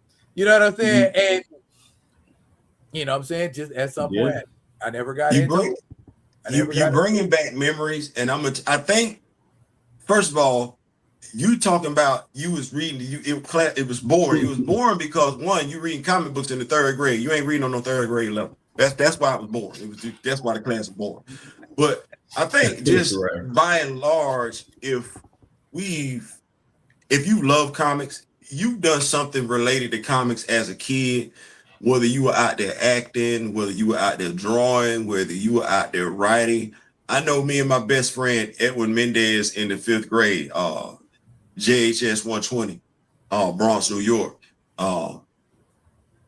We created comic books. We would get the notebook paper, draw our own little panels on them and everything like that. Yeah. Had a little box with the faces and everything like that from Marvel back in the day where you just drew, so you knew who was in the issue. Yeah, splash page. I think all of us have done it, on some type of level. It's just refreshing to see somebody who actually took that dream and turned that dream into a reality. So it's still serving as the source of inspiration. Oh yeah, no, for sure, man. You know, I'm the type of person, once I get into something, I can't just like do a 5% of it. Like if I'm gonna do it, I gotta see it all the way through. So when I started writing the comic book, I couldn't just write a script. Now I gotta get it done. And once I got it done, once I wrote issue 1, I was like, well, I can't just stop there. I gotta write issue 2, issue 3, issue 4. So then I learned so much creating Acolyte, just getting in the business. Like before I knew how comic books were made, I thought it was one person doing everything. I thought like the person that wrote it, drew it, colored it. I didn't know it was like that many people involved. You know what I mean? Like there's the writer, there's the editor, there's the colorist, the artist, the graphic designer.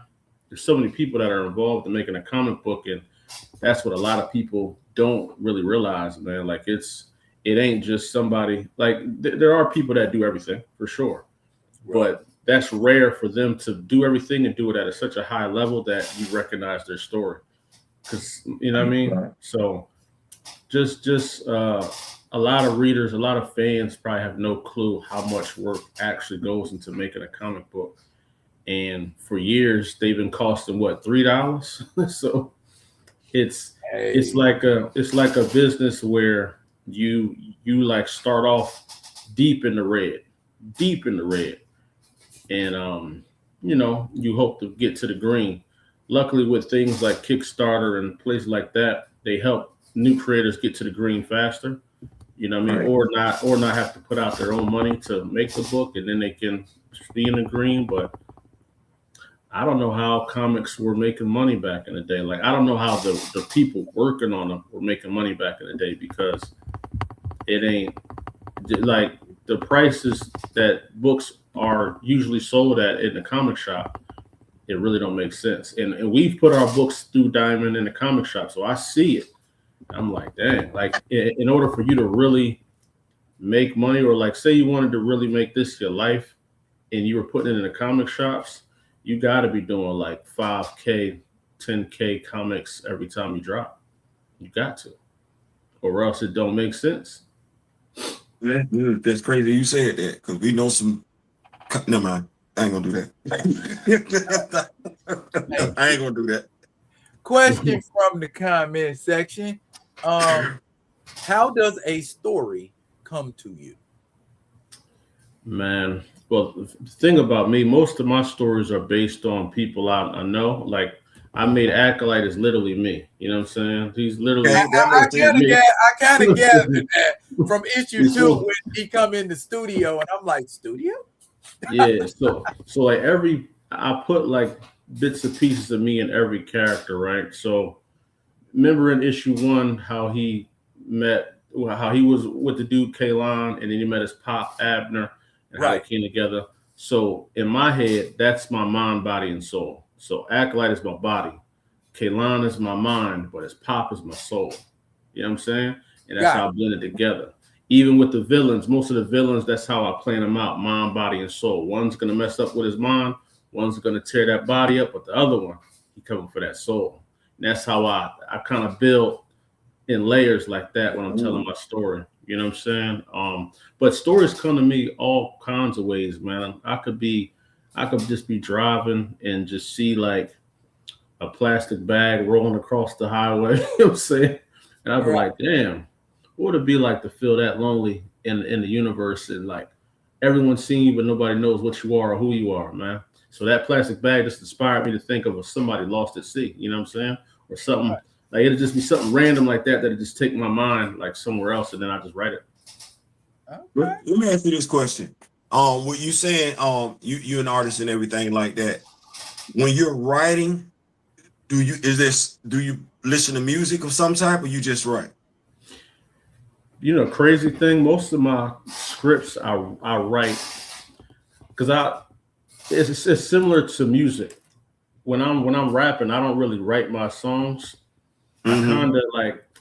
kind of marinate on my thoughts for a while, and then when the beat comes on, I can just go. Right. Right. So I know where I'm trying to go. So a lot of times, man, I'll be in here with the wife and the kids, cutting the grass, whatever. But it may look like I'm just like doing my regular thing, but in my head, I'm building a whole story. So by the time I finally get to sit down, it just writes out. Because most of the Okay. time when I write most of my stories, it usually happens when I'm like riding on the plane. I'm just like, because I'm trying to keep my mind off of what's below me. You know what I'm saying? Right. So so I just start writing. But yeah, no, man, it's a lot of different ways that stories come to me, man. But it don't take me long to write the story, but I can be marinating on a concept for like months. I feel And that. I feel that. and I once feel I that. get it though, it's like boom. Yeah. I feel that. You know what I I'm feel saying? that. Maybe just waiting for that catalyst that's gonna put everything in that story together. And yeah, absolutely. Yeah. I get that. I get not a question out here. Who y'all talking tonight? As a block, are artists cheaper for concrete? As a block. Yeah, that's where I'm like, huh? Yeah. Dr. Boyd, what do you mean when you say as a block? You know, what are you saying? A group of artists together that are doing work, or one artist doing work? Yeah. Is that what you mean? If he's asking that, like most artists, most of the people on the book don't know each other. They're like all random people from different parts of the world that come together for one mission. You know what I mean? Hang on, But he was being corny. okay. Block, Tell him he not from concrete, Nebraska. get it, block, concrete. Yeah, Tell him that whatever. joke. I Tell him get that you. joke. That I joke get didn't you. land. You know what I'm He saying? missed it. Yeah, I don't know if that bar would have worked in a battle rap scene, and everybody would have been like, I don't know. You know what I'm saying? I don't think that one would have hit, bro. Don Shots, DeMarco. shots fired. I don't think that one would have hit, man. I love it. Love it. And the sad part about it is they know better, Lonzo. Like they know, like if you gonna be silly now. You got to land it, don't, because you know me and Daryl ain't got good sense. Oh, hey, I ain't got no problem telling you about yourself. And sometimes, hey, it just is what it is. Now, Yeah. Mhm. I have random ass questions that I will sometimes ask because I just want to spark the conversation in a certain direction. And Oh, before yeah. you came, I was getting ready to ask a question. The question is this. What is the best cartoon theme song of all time? Of all time. Damn. Of all time. We talk All every time. All damn time near is every real. cartoon I put it like this. I watch cartoons in the 60s. So there's some banging cartoon themes from the 60s. There's some banging cartoon themes from the 70s, 80s, 90s, 2000s, on and on. If you had to pick, let's keep it simple. If you had to pick 3, what would be your 3 most recognizable banging his cartoon themes songs of all time? For me, hold on. Are we talking? They got lyrics or no lyrics, or it don't matter? Don't matter. Okay. So for me, one of my favorites was I loved Johnny Quest. Boom! Yes. Johnny Quest was swaggy. Thank you. Johnny Quest was real swaggy. Yes, it was. The other one that's coming to my head, Doug was fire, man. Doug was dope. Okay. You can put a beat. Doug was hard. Safe space. Doug was tough, man. But I don't know if it makes my top 3 because Spider-Man is fire. Which one? Yeah, because it's the old one. The one from the 90s, the one from the 60s. Amazing. No, I think the one from the 80s, the Spider-Man. That's the 60s. No, that ain't the 80s. That was us. That was us. That was back then today. My apologies, man. My apologies. So Spider-Man was dope. Okay. But I would probably go with the X-Men. X-Men, one of my favorites. Okay. And then Freakazoid. Oh wow. Freakazoid was kind of fire. That's messed up because I went to Midnight Star. He said Freakazoid. Robots. Yes. Lonnie,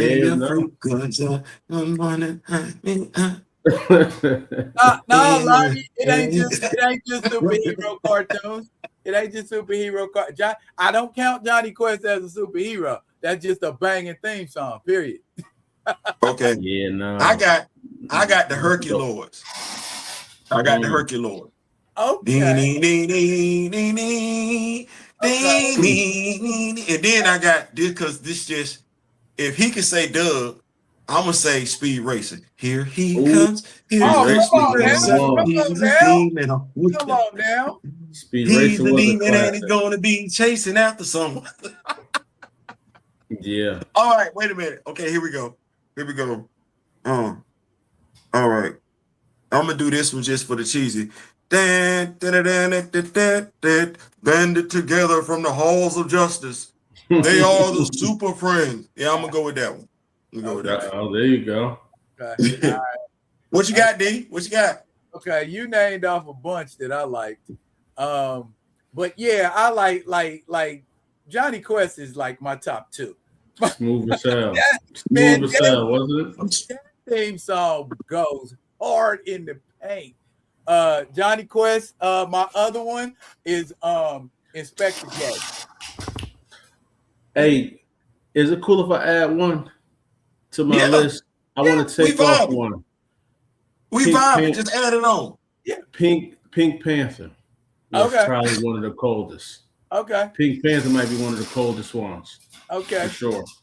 And then a lot of people you can argue it, but it's still the truth.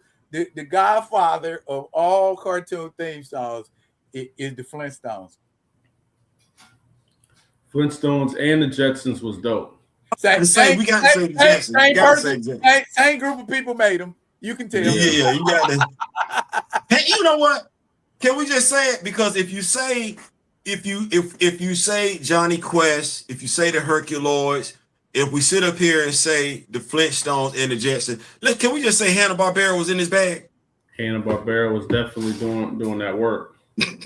They was. They Like they had the Fantastic Four back in the day. That theme song hit. Yeah. Yeah. I don't know Like though, man. they ain't missed. I don't think nothing was as smooth as Johnny Quest though, man. It felt like black exploitation right there, man. That was. I mean, it came out in the '60s, and I was watching it in the '70s, and I was still like, that song goes hard. Oh, we ain't gonna debate. We ain't gonna debate Johnny Quest. We're not gonna do that. I ain't finna. Yeah, I know better than that. No, that Speed Racer was fire though. I did like that. I did like Speed Racer a lot, man. And I was seeing these when I was young. Like I was, I'm born in '85, so I was. It was just coming on. Born the year I graduated high school. That's messed up. I graduated a year later. That's crazy. Then you made us feel old just then. That wasn't right. What did we do to you? You didn't do that. It's all good though. Fine wine, baby. I apologize. So, fine wine. It's but at least y'all can see I'm seasoned in my cartoons, though. You know what I'm saying? Thank you for being a blurred. We appreciate that. Yeah. Oh, Grand Madam said Bugs Bunny intro, Space Ghost theme. I forgot about Space Ghost. Yeah. And Johnny Ghost, Johnny Quest. Hey, that Johnny Quest, man, everybody's on that Johnny Quest. Now, how we feel about Batman the animated series? I think it was fire. That has to be one of the most iconic. I forget how they refer to the music, but that has to be one of the most iconic intros to a cartoon. Point blank, you know what it is. Like if they just play it, you know what that is. Yeah, well, the movie too. They rode that. They rode that wave. Hard. Yeah, I thought it was perfect, man. I actually, that's my favorite version of Batman. Like I like Batman when I like my Batman regular. Like I don't like all this super duper beating taking Green Lantern's ring off his hand and stuff. I don't like all that. You know what I tell you know what I tell people, Lonzo? Batman is not a superhero. Batman is a masked adventurer. Yeah. Was it being smart ain't a superpower. Yeah, he ain't no different than Inspector Gadget. No, he ain't. They lost me though when they had my buddy sky surfing from the moon. I was like, I'm done. I can't do this no more. Y'all doing way too much. They doing too much with Batman, man. But that version, that animated version, is my favorite because it felt more realistic. It just feels something like you can kind of just relate to, like that world, like especially being from Philly. South Philly is like Gotham. There's a bunch of Italians and mob bosses. So seeing that, it was like it looked like something that we know. I know exactly what's going on over here. Right. I think Batman the Animated for us as Gen X was the cartoon that we had been wanting to see Batman in for a long time. Yeah. I think if we had to say it, having something, I think that whole time frame was just something taking on a whole new identity. We had the Power Rangers back then. You had grown folks coming home talking about, I gotta catch Power Rangers, I gotta watch Dragon Ball Z. Be like, you a grown ass man, right? Mm-hmm. I still gotta get home and watch. It took a while. It took a while for the thinking of society to catch up with our mentality. I feel like but we was a culture long before the mainstream recognized us as such. You know what I'm saying? We was, man, the people, like, here's the thing. The people who knew I read comic books and wanted to know what was going on with comic books was coming to me and saying, Daryl, what the Incredible Hulk doing? What's so-and-so doing? What's this character doing? What that? And you got a whole group of people standing in front of you, and I'm literally running down to them the plot of when Thanos had the cosmic cube and literally had everybody on their knees, and Captain Marvel came and chopped it and broke it and saved everybody. Oh, well, what's a cosmic cube? And you start, and then you got to go all the way back to Tales of Suspense and be like, well, AIM made this thing and blah blah blah. You know what I'm saying? And they was hooked. Yeah. You know, I was like, pardon me saying, I was the Grio. I had them. You know, they was and it occurred to me right away, like, ain't none of them people black. None of them. Ain't none of them stories about black people. Ain't none of them, you know, or they in a like secondary or supernumerary role. Because it's like for what Black Panther did for the Avengers, y'all should have gave him way more airplay than what you did. You know what I'm saying? The jets you flying, your communication cards, everything y'all got. Hell, that dude's shield. You know what I'm saying? If it wasn't for Wakanda, y'all wouldn't have none of that shit. You know what I'm saying? Yeah. But, you know, they still played him like, oh, he a dude in a cat suit. Ain't that what Christopher Priest said? See, I was trying not to. I was trying to make it all the way through. I ain't laughing. I'm just saying that was a quote. I'm just saying, like, that was the quote. But I feel like he's way more than that. He's way more than that. You know that's a sensitive, it's a sensitive topic for me. Well, breathe. Take a deep breath. Take a deep breath. I'm gonna tell you what it is, Lonzo. He know how I feel about him. Like everything he just named up, I'm like, yep, because in the MCU, we sure didn't give him credit for the Quinjet yet. We didn't give him credit for Sam flying. We didn't even give him credit for Ultron losing his damn arm. But I'm supposed to be feeling good about what I got in the MCU in regards to T'Challa. No, I do not. I'm still trying to figure out who the fucking Joker is. Still trying to figure that out because that is not his brother. Yeah, no, man. You know what I was gonna say? Like, growing up in the 90s was a difficult time to be a comic book reader because we had things. Not only did we have, you know, the Saturday morning cartoons with all Marvel, DC was after school, but then we had straight from cartoon to video game. So we would play. Not only could I watch Spider-Man, I could go play my Game Boy, play that, and do this and do that. And then they dropped the Tobey Maguire movies. So like for a lot of us 90s kids, it was like, why were we didn't really get back into comics till later because we could literally play Spider-Man or play Superman or play Batman in live time. You know what I mean? And I think we're seeing that again right now with the youth today because they got so many options. They can do anything. Like they don't need to read a comic. They can just go watch somebody tell them the whole story on YouTube. Question. You know? You put a wonderful question in my head. Okay. When you got a character, I guess that is as saturated in the media as let's go Batman. A character that's as saturated in the media as Batman.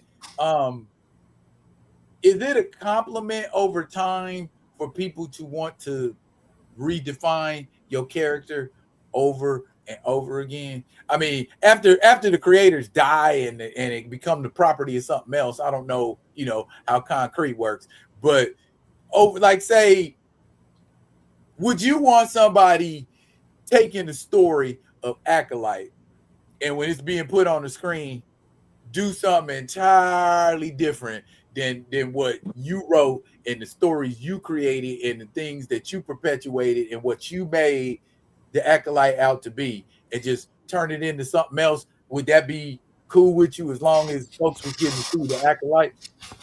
Nah, not for Acolyte, because in the Konkret universe, everybody's a one of one. Like even in our multiverse isn't duplicates. Everything is different in the different universes. You know what I'm saying? So this is Acolyte.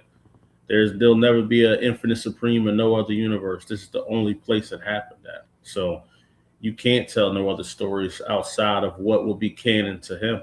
You know what I mean? So we'll have to still keep the essence of who he is, what he does, and you know how he thinks and stuff like that. Well, what if they wanted to change it? What if they wanted to change it in terms of say, oh, taking Kalon out of the equation and replacing him with a female character? Nah, negative. Not put that in my contract. No. Negative. I think if we're being fair, being truly transparent, if we just sat back and looked at it, Steve Rogers was Steve Rogers. That was his origin story. Thor Odin's son, while not his origin story, there was enough in there for us to even get Donald Blake.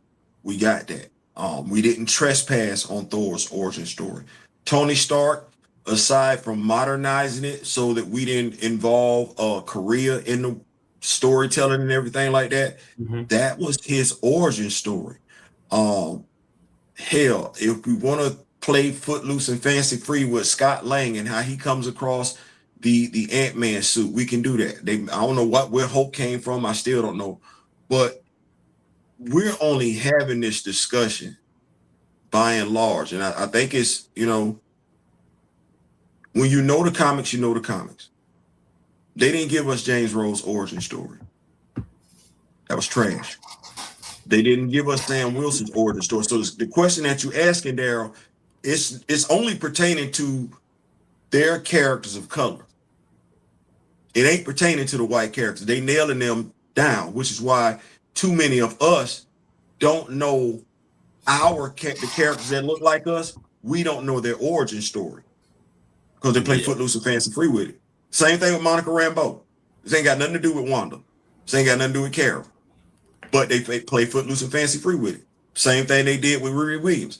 Play Footloose and Fancy Free with it. It's always our characters. Which is why we got Lonzo here today.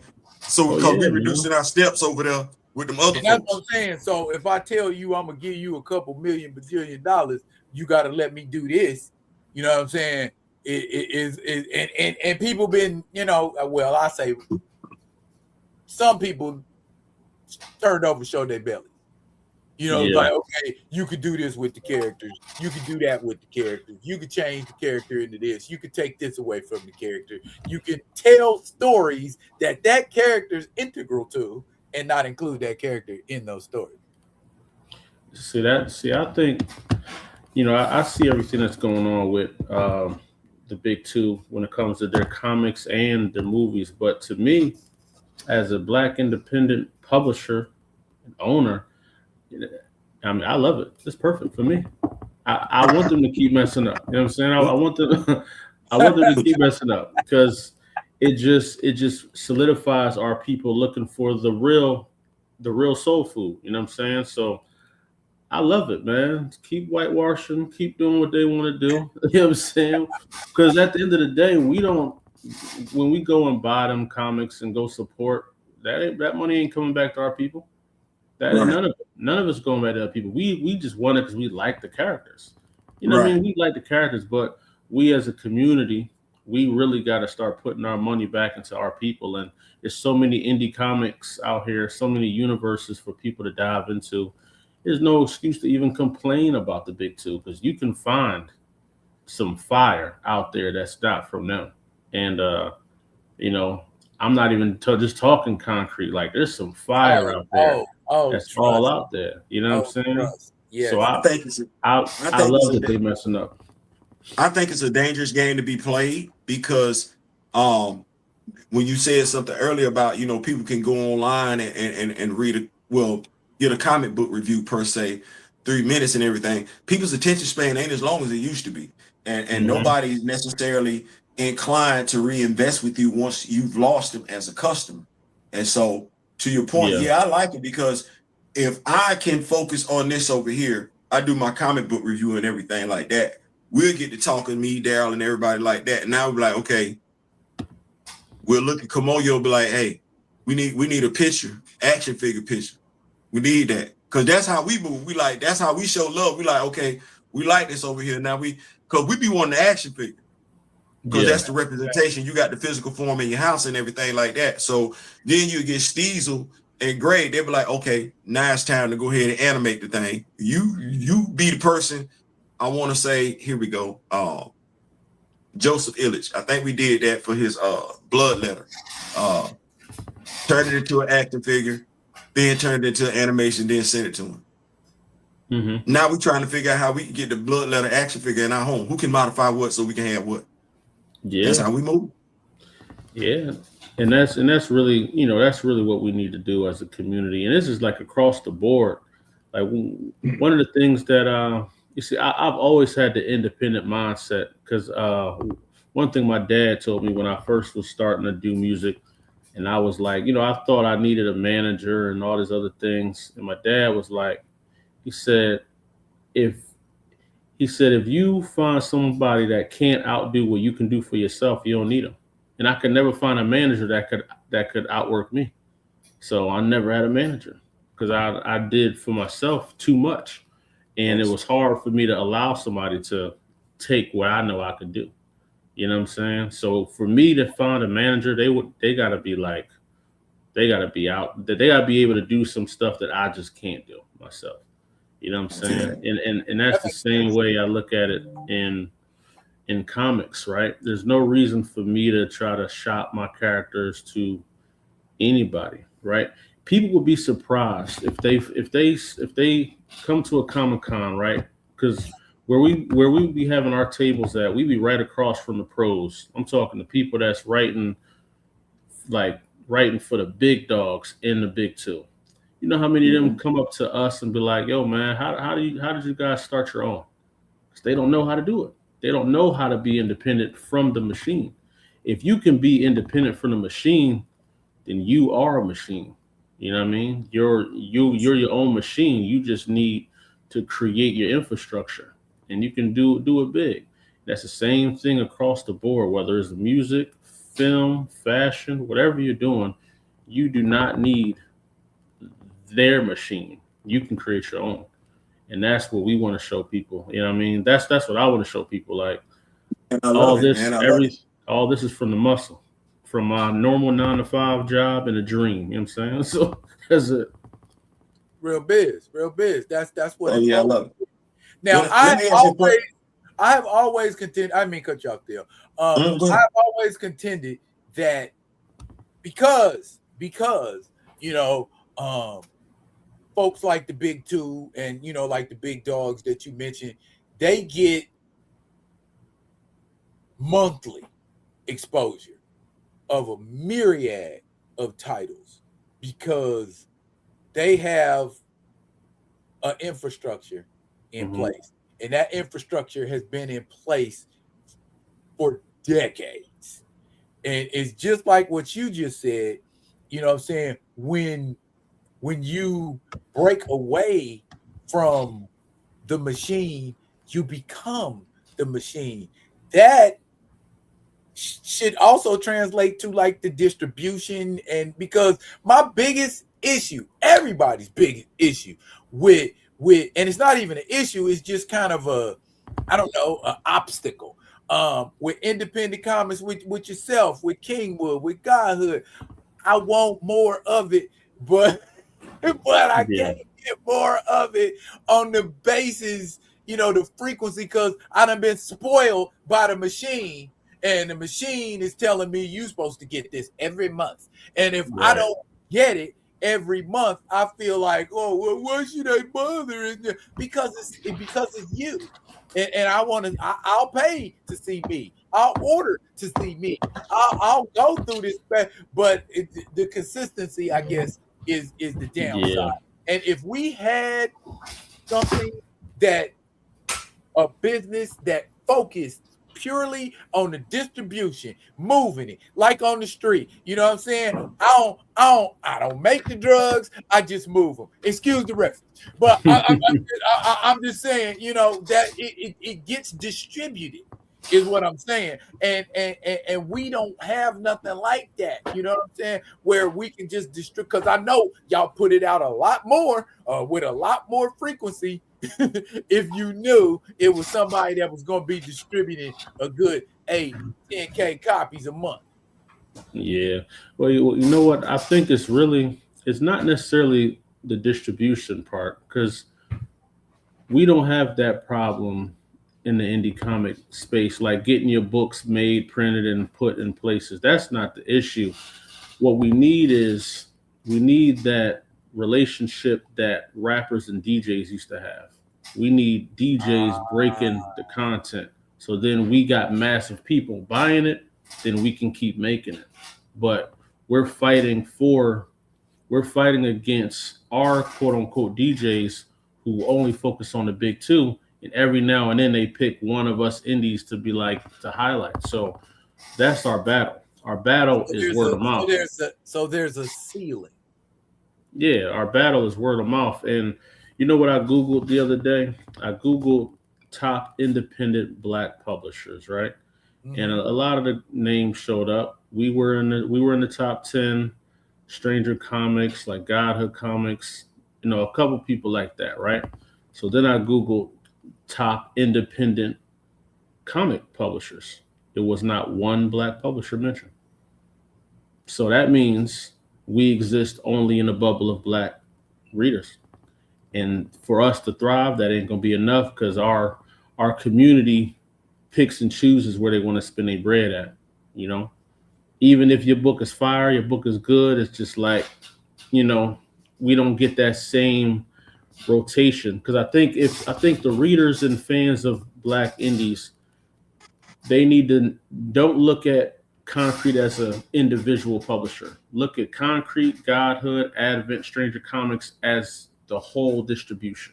So you done reading Acolyte? All right, move to the next book, the next book. By the time you get through, Advent or whatever, Acolyte probably coming back with a whole nother arc, and then this arc. So it's the same thing when you think about the big two, how they put out books, but you just gotta widen your vision of how many books are available to you that you want to see.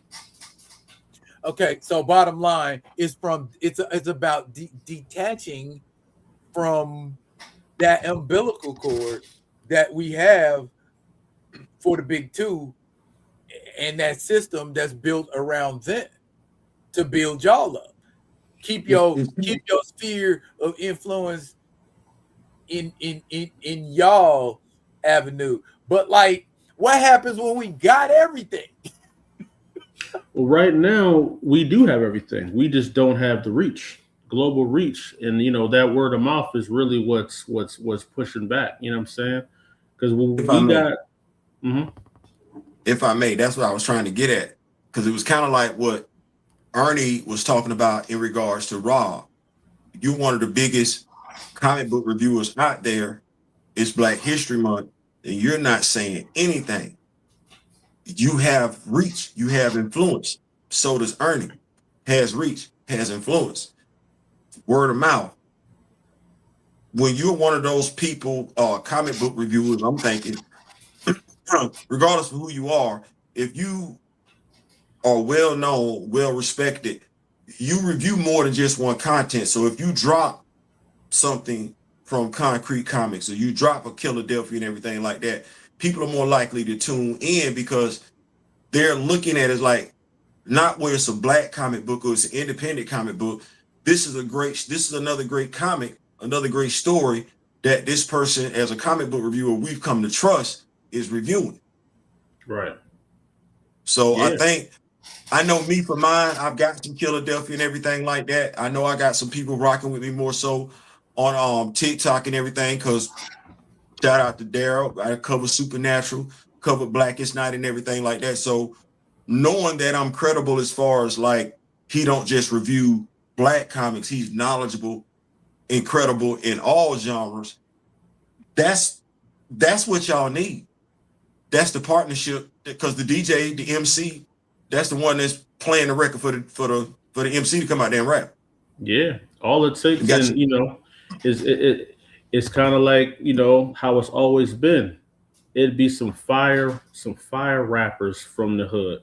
All it takes is that DJ that's popular and throws the best parties to put that song on, and then guess what happens to that rapper? Blows up. So that's all it takes. All it takes for Concrete to blow up is one media push from somebody that's in a place where it'll get the eyes of everybody, and then we're through the roof. That's for every one of us. So that's all it takes. That's all it takes. Dark City Comics is in the chat, and I guess they are kind of testifying to some of the stuff that you're saying.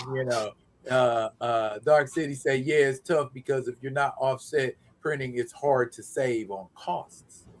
Yeah, it is, man. I'm saying I'm lucky to do print on demand. So for me, I just do print on demand, which I suggest to most up and coming creators, man. If you out there, you don't want to really risk buying a bunch of inventory, then being forced to sell it.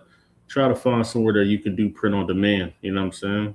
And just do it like that while you're building. Because that's passive income, man. I don't even got to worry about it. Sales come in, it just gets printed and shipped out. That's it. Yeah. But yeah, man. That's really like we got everything we need here in the indie space for Black. Like we don't need to go outside of our bubble. We don't get nominated for their awards. We don't get that stuff. So we need to create everything ourselves and be proud of what we create, right? Put value in what we create. Like that's the thing. We got a lot of awards in music, right? A lot of Black-owned award shows, but we don't value them as a community as a whole like we do when they get a Grammy or they get this and that. And to me, that's always been stupid. You sure we're not related? Hey, man, maybe, bro. You know what I'm saying? maybe, man. I'm just tired. I'm a young tired brother, man. You know what I'm saying? I'm just tired. Okay. Okay. And my man Kamayo in the chat, he said, if you have everything, then create and add to the tapestry of Black comic writers, artists, and publishers. Be a part of the infrastructure you want. That's real. Yeah. That's real. Yeah. That's real. I'm gonna ask you a stupid question, and I apologize. So where can we, those who might have the same stupid question I have, where might we be able to find Konkret Comics? You can get it right from us, concretcomics.com. Okay. We were in Diamond, but since they had that little, crash, we looking at another distributor to put us back in the shops because I realize, that's for some people that's just so nostalgic to be able to go to the shop and get the comic you want. And I think it makes a lot of our people feel proud that they can go in a comic shop and find like some Black indie publishers in there. You know what I'm saying? So I definitely want to feed to that. It's very true. Yeah, I definitely want to feed to that. But I think get it. Yeah. I went in and I ain't see no Black stuff, and I just came home damn near empty-handed. That's why I was asking questions. I was like, damn, I'm pulling back my footprint. Darryl, where can I go get some stuff? I ain't gonna lie, man. Now I say just about everybody, all of the folks that I tell you about got a website and that you can going up, bro. Sometimes I think that's like, and even with them, the issue be sometimes I don't know how you do it, but I know with some of them they'll only have digital issues, and I got to have it in my hand. I got to read it in my hand. It's cool to have it on the computer, but I need it in my hand so I can, you know what I'm saying? That's me. And I might get it slabbed, you know what I mean? Just to see what they say it's worth, you know what I mean? Because they don't nobody, be trying to put no worth in it or trying to, that's what I collect. You know what I'm saying? I ain't gonna lie.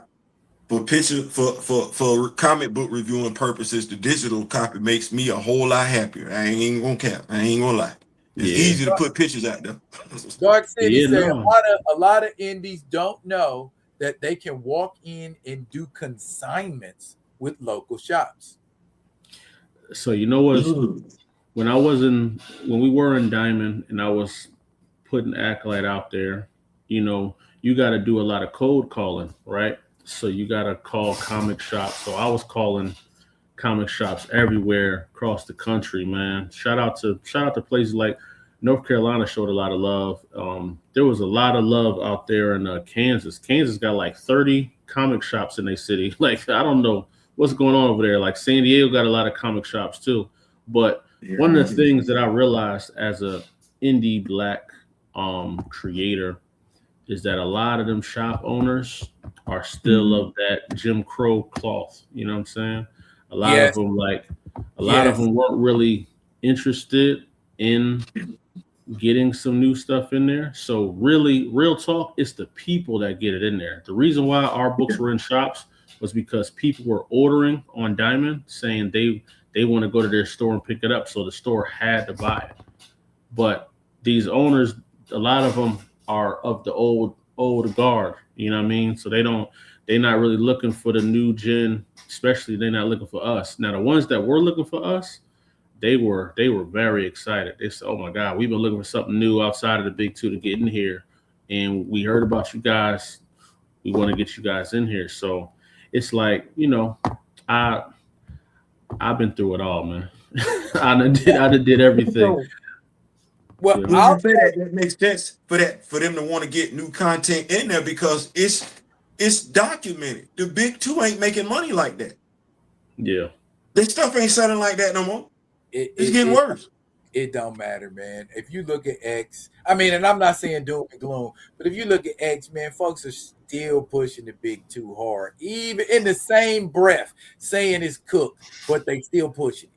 You know what I'm saying? Yeah. And that's why, and that Theo, that's why you hear me saying all the time, I'm reducing my footprint because it's like they ain't doing nothing for me, they ain't doing nothing for us, they ain't, you know what I'm saying? Why you think I ain't gonna go into it? We vibing. Yeah. So I'm No, you listen. You keep here's the thing. What I know, you don't really review DC comics like that, Marvel comics like that. You got DC KO. You might do like, and I'm Absolute Wonder Woman. done fooling with that. Right. And so with me, what am I doing? Well, we just ended Black Panther Intergalactic. See what I'm saying? What's the see what Dark City say? Geek Stockholm syndrome. Yeah. Well, you know what, too? I think it's not like the problem isn't that people review the big two, it's the fact that they don't review anything else. It's like, how you were talking about Rob, it was Black History Month, and he ain't even try to do no history or no research or introduce his audience to some dope books out there. Like, and I don't want nobody reading my book just because it's a Black character and I'm a Black creator. I want you to read the book because you like it. More than anything, like the story.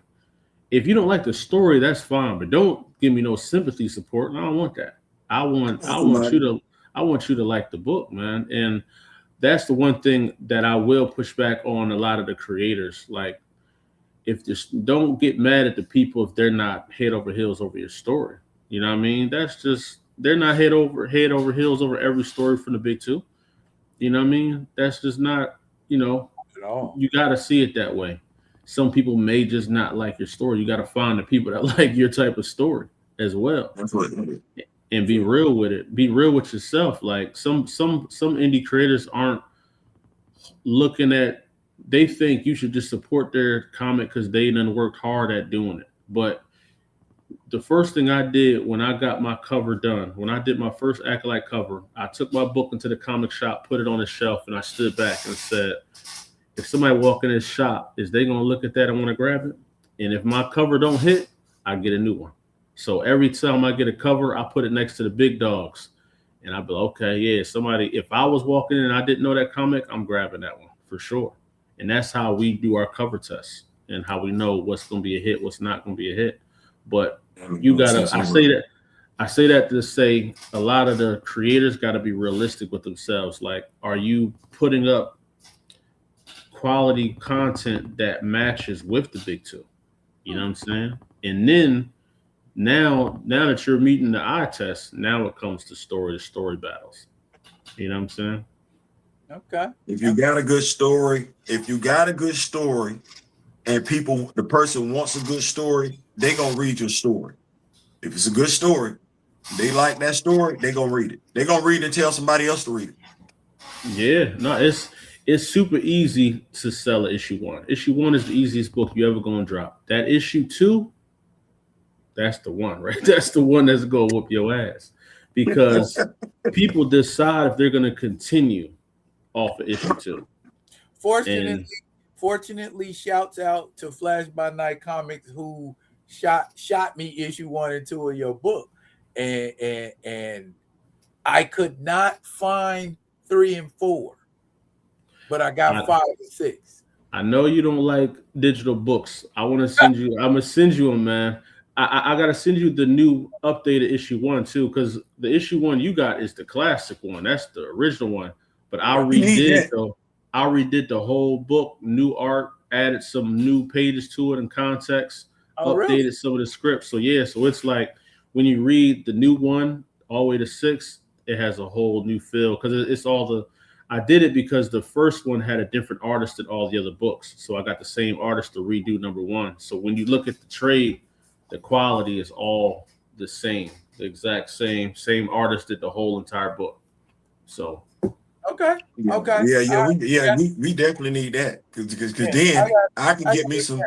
I got a few digital. I can get some new reading on, and then I can go ahead and drop that over there on TikTok and everything like that, and put that on. Hold on, TikTok, Threads, Blue Sky, LinkedIn, Facebook. Am I leaving somebody out? Instagram. Yeah, all of them. Yeah. YouTube, all that. Yeah, we need that. We need that. Oh yeah. No. I tell that to all indie creators, Lonzo. Y'all shoot me something digital or in the mail, I will give it like crazy airplay.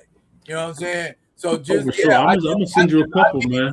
I need something in my possession. If I got something in my possession, man, I'll holler about it all day. As David about Harriet Tubman Demon Slayer. Harriet Tubman Demon Slayer is fire, man. I will air your stuff out everywhere.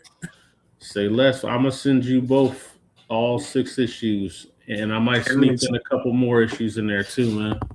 Let me tell you how to rock with me, Nation, to get down behind this. Daryl will put it on his channel. I'm gonna put it on my channel and all the other platforms that we be on and everything like that. And I already told you, you got folks that are like, wait a minute, let me go ahead and make this into an action figure form. Let's go ahead and turn this into an animation. You'll wind up getting tagged, DM, inbox, and everything. You like this here and there? Oh, listen, we don't listen. We're a nation. Hey Theo, Dark City Comics said, what's your TikTok? Oh man, IAS, IJS, Theo B. I ain't saying, I'm just saying. That's what it stands for. I know because everybody be like, I got him saying.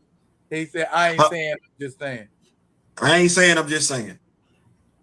I'm gonna see if I can find it, man. Because I'm not a fan of TikTok, but I hate TikTok. But I'm on Instagram too. It's all good. It's all love, man. That's what I'm saying.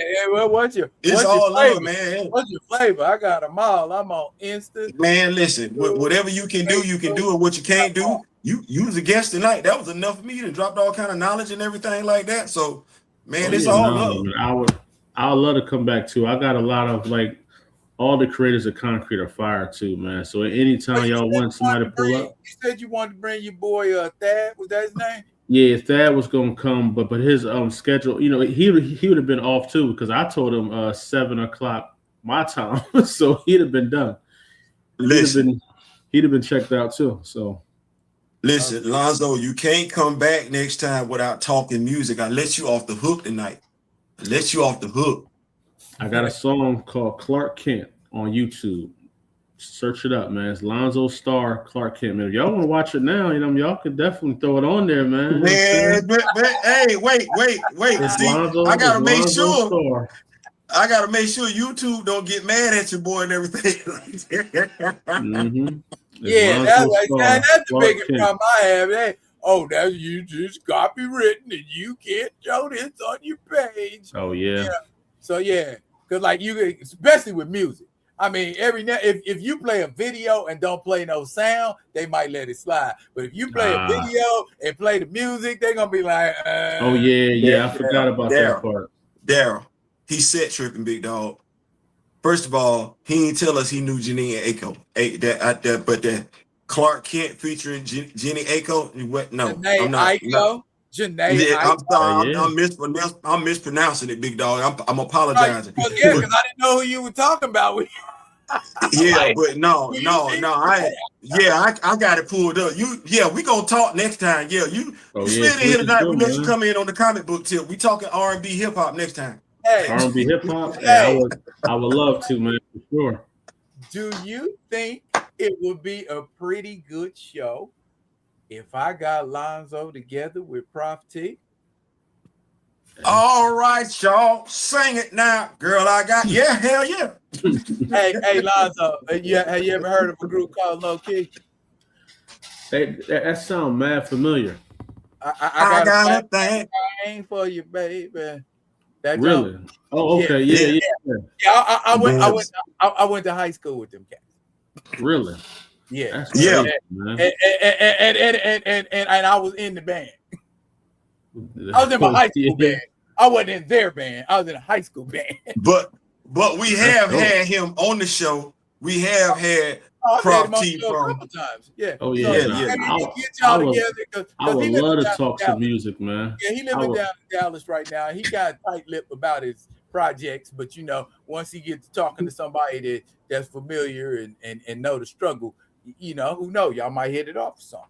Oh yeah, no, for sure, man. I love talking music, man. I'm not a historian, but I'm close. You know what I'm saying? I love to talk about like I love to talk about like I was just talking to my boy today about I was listening to some of the older Outkast music, and I was like, man, Big Boy was a lot better than Three Stacks in their earlier music. And I think because it flowed with his style more, like he's more of a pimpadelic type of rapper. So those smooth, pimped out beats, like he was floating on them things. And Andre was cool, but it wasn't until they evolved to like that pop sound, that more abstract sound, that where Andre shines at. But a lot of people sleep on Big Boy. And we were talking about Mobb Deep today because a lot of people sleep on Havoc as well. Havoc is an incredible rapper. But Prodigy is so prolific, people like he kind of gets overshadowed sometimes. But a lot of people don't realize how cold Havoc is, man. Same thing with Clips. Yeah, I love Miles. Miles is probably my favorite one of the group. Both of them's fire because what's that one? So Be It. Oh my goodness. That's what I'm saying. I want to do like he's throwing some bars out there. That's what I'm saying. I love talking music, man, for sure. We gonna do that. Yeah, we can definitely do that then. We can definitely do that. I don't want to keep you, Lonzo. Yes, sir. You got my contact info. Matter of fact, I if you want to stay on after we sign off, I can hit you with some more info. Oh yeah, for sure. I'll stay on. All right. Okay. Look here, y'all. This has been Friday Vibin, and this is our guest Lonzo Starr. I thank him for showing up. I thank y'all for showing up. And I ain't gonna keep y'all. We going sideways. Peace.